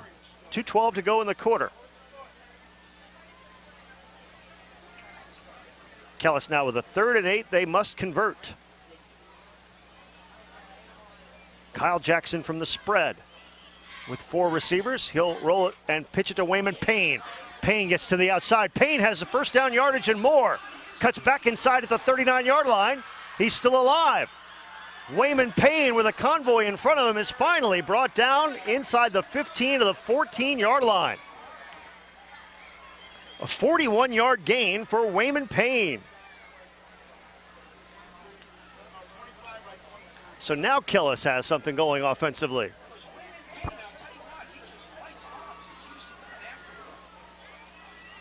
Inside the 15 to the 14-yard line. And the clock starts and they're ready for play. Winding down here in the third quarter. 1:37 in the clock running. The last time Kellis got this close, they ended up fumbling. They got to the 10-yard line and ended up fumbling in the first half.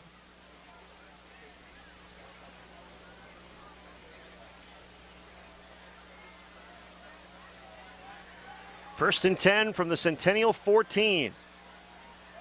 Better hurry, they're running out of play clock. Kyle Jackson pitches it around the left side. 2 broken tackles, and going in for the touchdown for Kellis is Stanley Alati.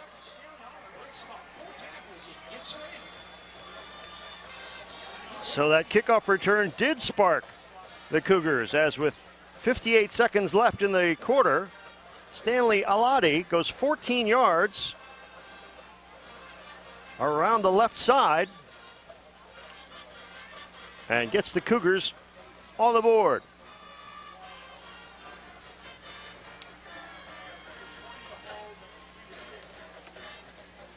Well, they will not be shut out here in the season opener.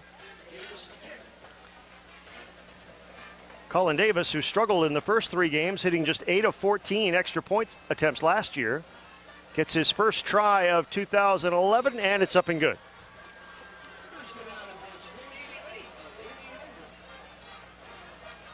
So with exactly 57 and 7/10 seconds to go in the third quarter, Kellis is on the board. They trail Centennial, though, on opening night here at Centennial High School, 38-7. But there were signs of life there. The big kickoff return by Rakia Bain got them started, capped off by Stanley Alati's 14-yard run around the left side. And with under a minute to go in the quarter, they still have a long way to go. But they salvaged something out of that.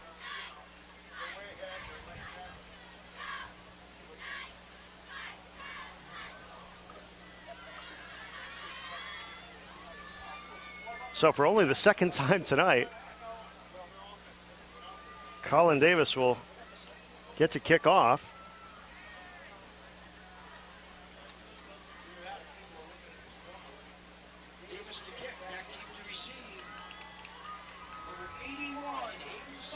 Hayden Savaki is back deep,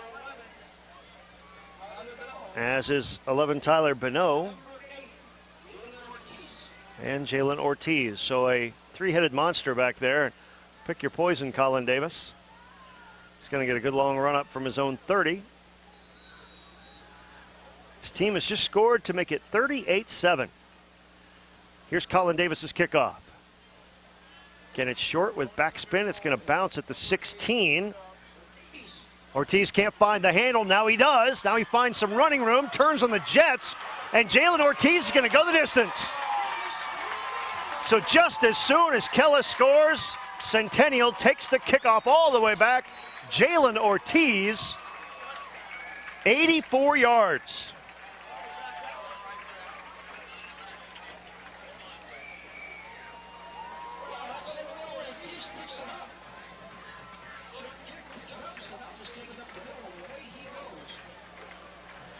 And there you can see the speed of that young man. He displayed it on the screen pass that he scored on from 49 yards out in the first quarter.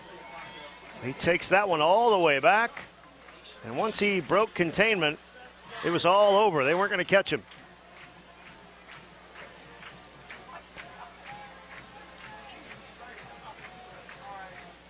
Boom Olsen, who's been a busy man tonight, will try to make it 45-7 and restore that 38-point lead that they lost for only a moment. Olsen does. And with 43 and 8/10 seconds to go, Centennial scores again and leads it 45-7.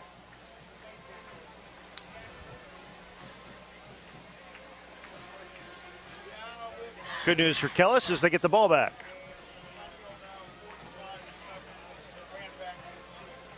They did have a nice drive on their last possession. Went down, scored a touchdown. Unfortunately, gave those 7 points right back in the form of Jalen Ortiz's kickoff return for a touchdown.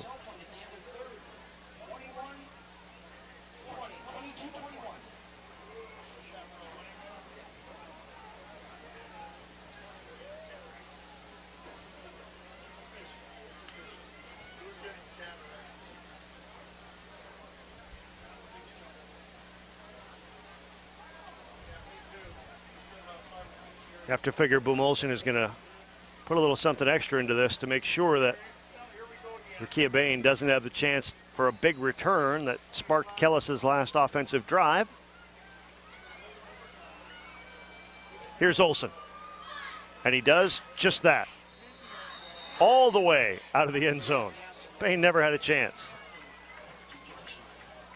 So it'll be 1st and 10 for Kellis at the 20.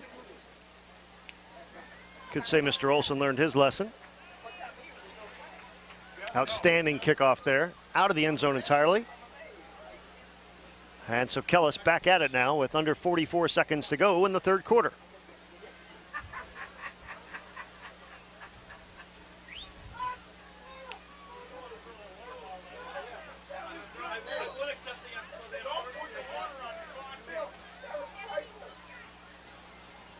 Kyle Jackson out of the spread with Blaine Freeman back there with him. Wayman Payne in the slot to his right. Nathan Jackson down at the bottom of your screen. Again, they'll run the pitch to Freeman around the right side, and Freeman is dumped at the 20. There's a flag down. Linesman Glenn Russell immediately throwing the flag from his position on the sideline. And it's going to be a holding call on Kellis. May not amount to much. It was a gain of only a couple of yards for Blaine Freeman. Freeman only had one carry last year for no yards, but he's been an active man tonight. That time one of his offensive mates a little too active with the hands and held a Coyote.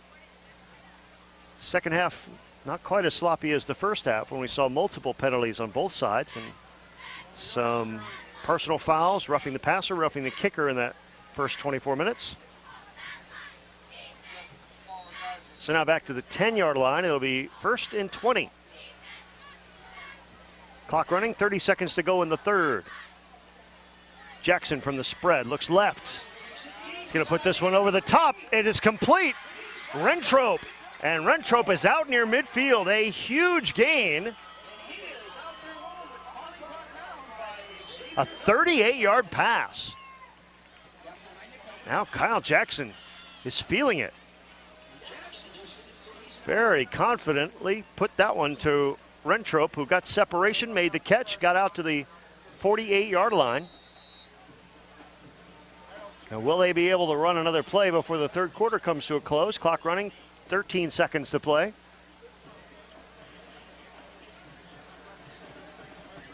Looks like they're going to let the clock wind down.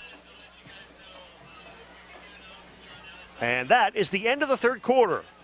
It's not often that you can say that a 45-7 game is getting interesting, but as we go to the fourth, that's exactly what's happening. Kellis has the ball near midfield, and we'll be back with the fourth quarter after this. After 3, it's Centennial 45, Kellis 7 on the IBN Sports Broadcasting Network. So the fourth quarter begins with the Kellis Cougars on the move after a 38-yard completion with a 1st and 10 at their own 48-yard line, but they trail it 45-7 to the Centennial Coyotes here on opening night. Wayman Payne now at the pitch, and it looks like the turf monster got him, but he was also helped to the ground by Joshua Stevens.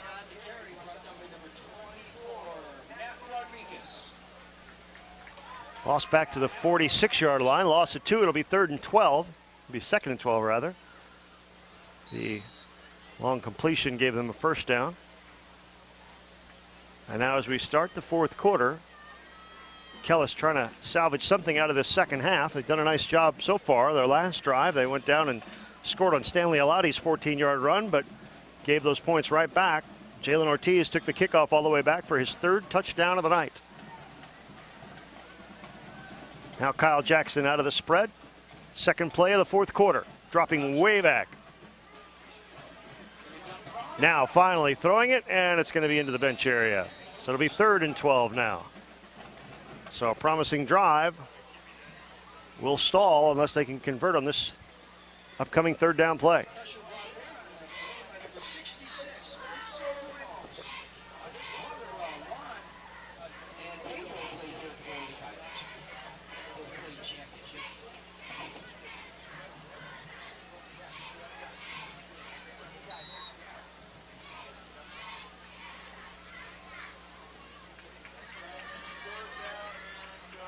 Third and 12 now from the Kellis 46-yard line. The Cougars trail 45-7. We're just a minute into the fourth quarter at Centennial High on the opening night of the Arizona high school football season for 2011. Kyle Jackson drops back, sprints out to his right, being pursued there. Has to throw it away.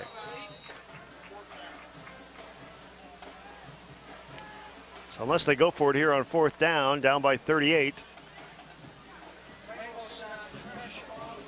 It'll be another halfway promising drive, but goes by the boards.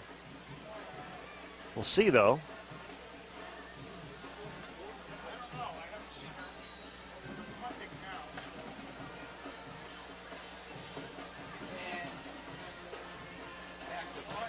Well, there's no Blaine Freeman. He's not into punt. Colin Davis comes in. So Davis will punt for the first time. And he fumbles the snap. Davis on the run, being pursued from behind, tries to throw it and just puts it over the head of a receiver. And got a flag down. Debo Freeman was the man he was trying to hit out there. The flag is going to be on Kellis, but it's going to be declined. The ball will go over at the 46-yard line. Seemed to be some confusion on special teams. Blaine Freeman, the normal punter, wasn't available, wasn't out there. Colin Davis came in, mishandled the snap, took off, tried to run. There was an ineligible man downfield on Kellis, as you might expect, on a punt play. But it's declined, and so Centennial takes over, and Tommy McConnell comes in at quarterback. Justin Sanchez's night apparently done after throwing 3 touchdown passes. So Tommy McConnell is in, a 6 foot, 175-pound junior, and he leads 45-7 as he enters the game. Imagine we'll see some reserve players throughout the fourth quarter here as Jalen Briscoe takes that one and gets down inside the 40 to about the 38-yard line. Gain of about 8. It's going to be second and short here for Mr. McConnell's second play from scrimmage.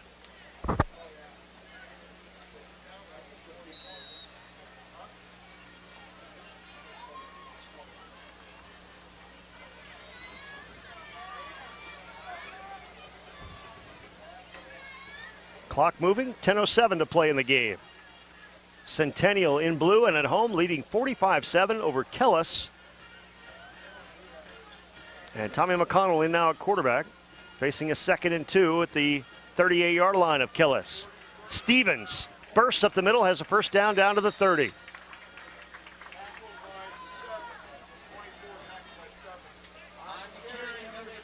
Oh, it's Matt Rodriguez, 24, not 44. Matt Rodriguez gets to carry the ball for the second time tonight. Gets a big gainer down to the 30-yard line. It'll be 1st and 10 there.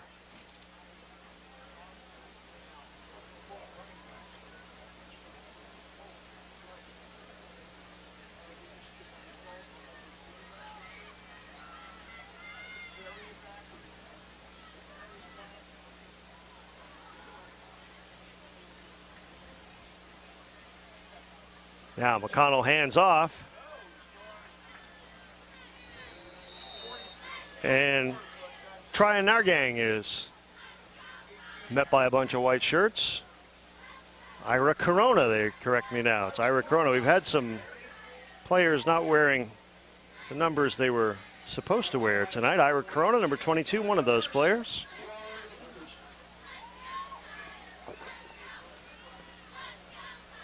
He gets knocked back to about the 31. It'll be 2nd and 11. 8:50 to play in the game. Now Jalen Bruce, who is wearing the correct number 2, is a single setback behind Tommy McConnell. Puts a man in motion and hands it to him. Jeff Gallimore goes up the middle for no gain. It'll be 3rd and 11.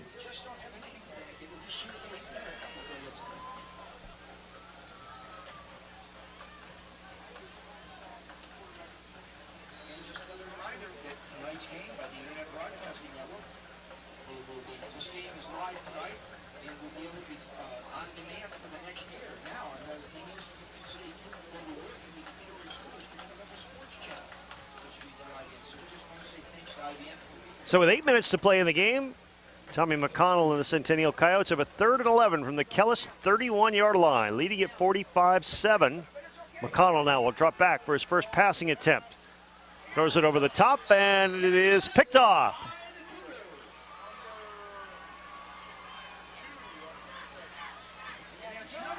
DJ Hampton intercepts it at the 25-yard line.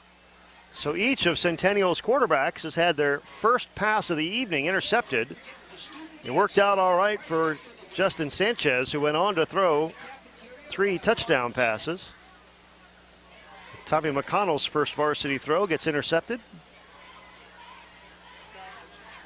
And Kellis will have the ball 1st and 10 at their own 25-yard line, trailing 45-7 with 7:46 to play.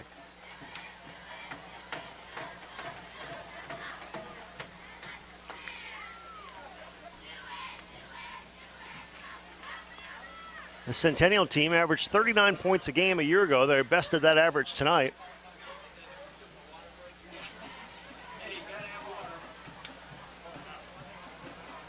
They went over 40 points 8 times in a game last year. But we're held to just 17 in the state championship game that Chaparral won 32-17 back in mid-December of last year.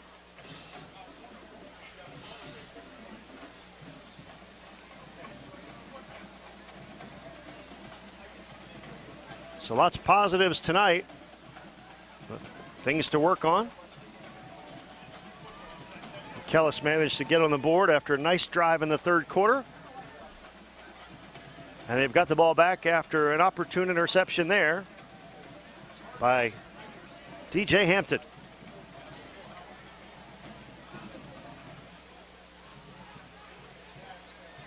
So the change of possession affords an opportunity to get the players hydrated. Still a very, very warm night here in late August in Arizona. Highs today approaching 120 during the day, depending on where you were in the valley. It's still well over 100 here as we get later in the evening. But it's 1st and 10 from the 25 for Kellis. And now they've changed quarterbacks as well as the pitch goes to the right side, and Adam Mueller comes in. Adam Mueller, the backup quarterback, a 5'9", 160-pound sophomore who also does a little kicking.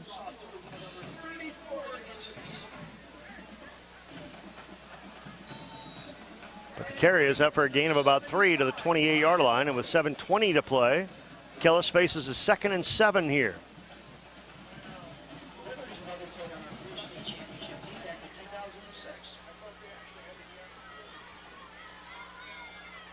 Alati and Wayman Payne in the backfield. This is Alati, and he gets hit hard.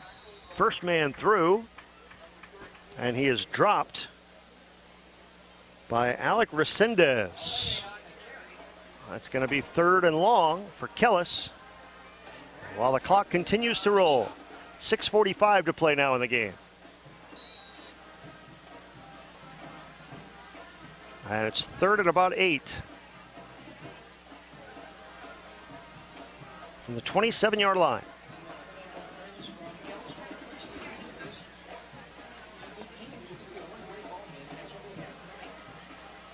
Adam Mueller in at quarterback. Backs in the eye, Alati and Wayman Payne. It's Ricky Bain rather, and Bain gets it, and Bain gets dropped. Samuel Ray on the stop. Kellis has been able to find a little more running room around the outside from time to time. Up the middle, it's been tough going, though. We're under 6 minutes to play now, and Kellis forced to punt. And Colin Davis hoping that this goes better than the last one.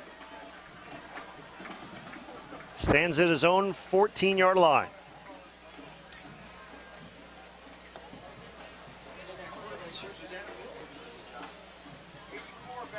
Davis does get his foot into this one. It's an end-over-end kick. Collected at the 44-yard line. And down to the 30-yard line goes Xavier Villanueva.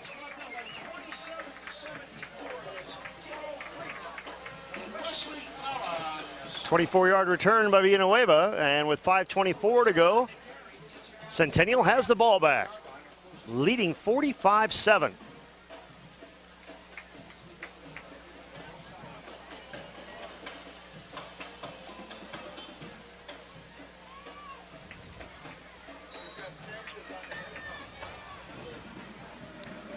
Tommy McConnell's first series ended in an interception. Here's his second chance. 1st and 10 at the Kellis 30. 5:24 to play in the game. Puts a man in motion, and the handoff goes up the middle. Rodriguez. And Rodriguez is inside the 25 to about the 23 for a gain of about 7. 2nd and 3 now as we approach 5 minutes to go in the game.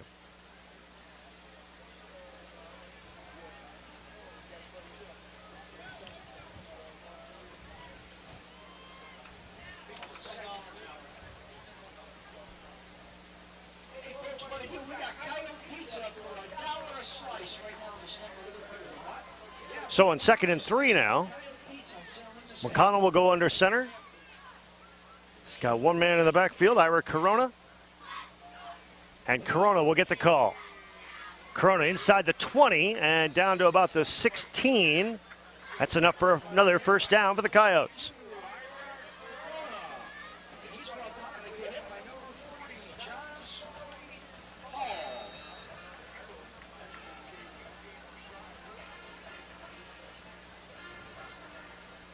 Corona got to the 17.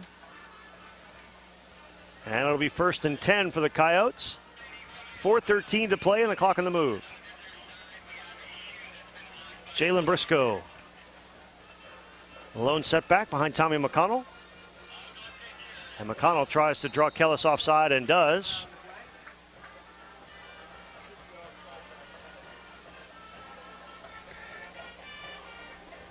Encroachment on the Cougars. And so it'll be 1st and 5.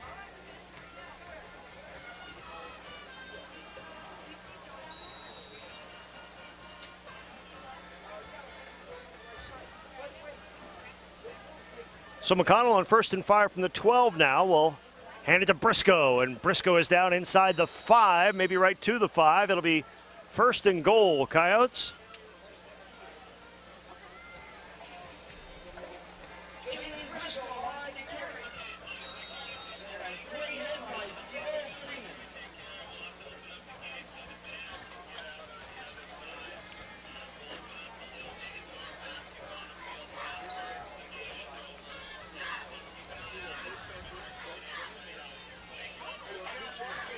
.330 to play in the game.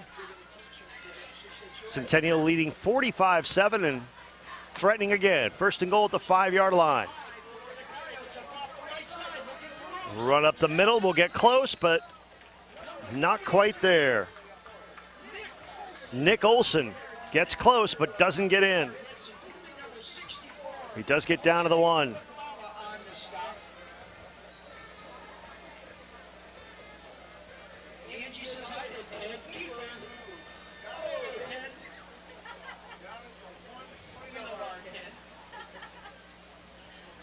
.250 to play in the game. 2nd and goal from the 1-yard line. Daniel Daly in as the single setback behind Tommy McConnell. On 2nd and goal, Daly bursts across, touchdown.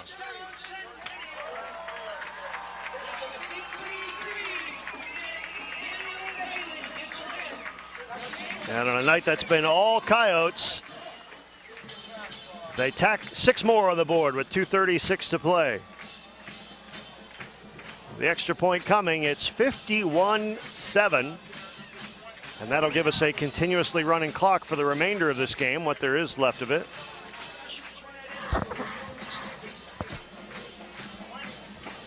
And now Alex Kameyer is in to attempt the point after.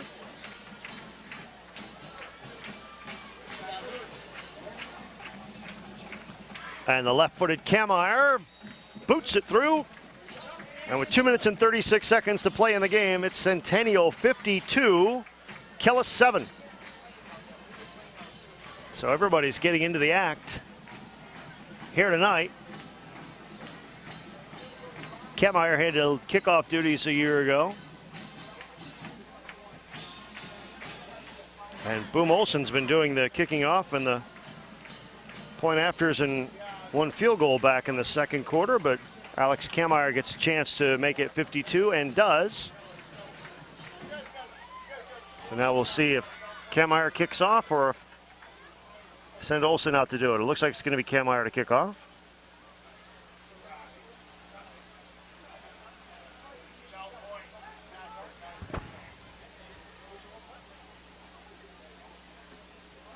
Kameyer last year was a busy guy. Kicked off 91 times. When your team scores 75 touchdowns over the course of the season, that's going to happen. And he put 21 of them into the end zone for touchbacks. We'll see what he does with this one.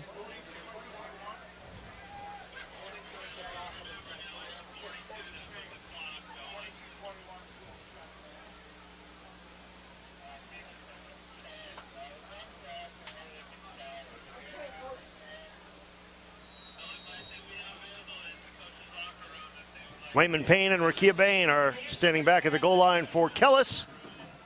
As Alex Kameyer drills a low liner end over end, it will hop up. Bain will pick it up at the 1. He had a big return earlier. He's still alive. And finally swarmed under at about the 14-yard line, it appears. One of the Coyotes lost his helmet. And with 2:26 to play, Kellis will be back after it, trying to salvage something here at the end of a 52-7 game.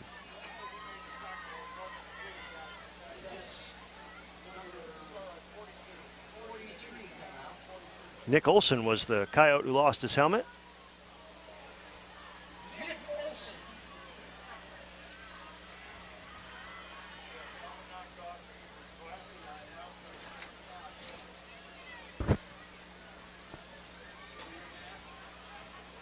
So Adam Mueller on at the end of this one at quarterback for Kellis.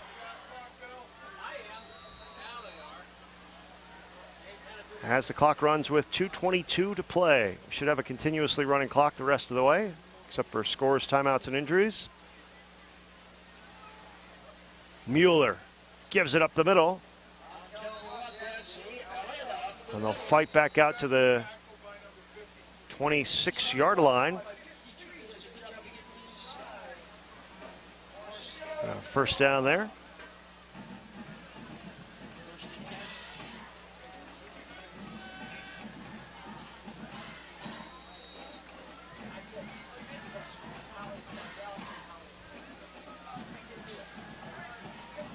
Exactly 2 minutes left in the season opener for Kellis and Centennial, and it's been almost all Coyotes. They lead it 52-7.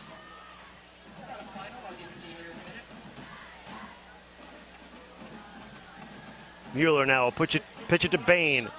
Bain around the left side, gets out to about the 30 for a gain of about 4.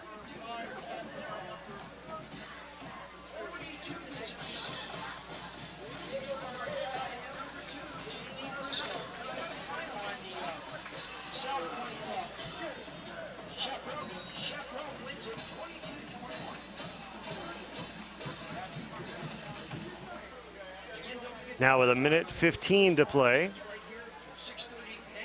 Kellis looking at a 2nd and 10 from their own 31. More like 2nd and 5. Again, don't trust the scoreboard. Mueller drops back, throws one to Jackson. It's complete.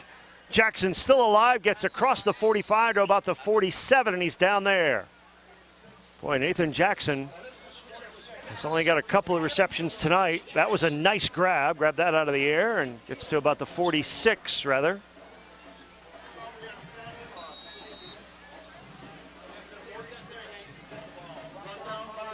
For a gain of 15. So Mueller gets a completion. Surely only a couple of snaps left in this one. 35 seconds left here. It's 1st and 10 from the 46 of Kellis. And Mueller will pitch it to Bain around the right side. Bain working, gets to the corner. Still inbounds. The clock continues to run. That might be the last play. 15 seconds left.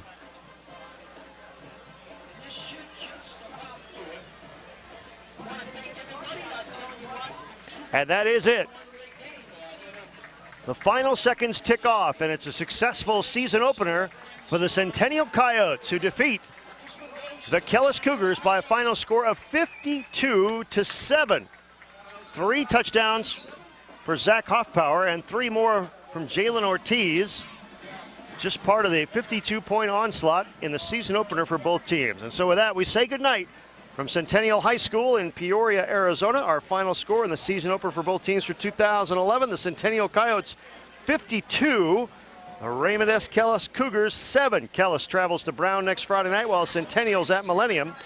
For everyone on our IBN crew, including videographer Ken Peak, who rocks, producer Troy Hansen, and the great Rick Johnson on site, Steve Selwood, Katie Grieve, and Briggs Porter back at IBN Sports. This is Ken Tomash.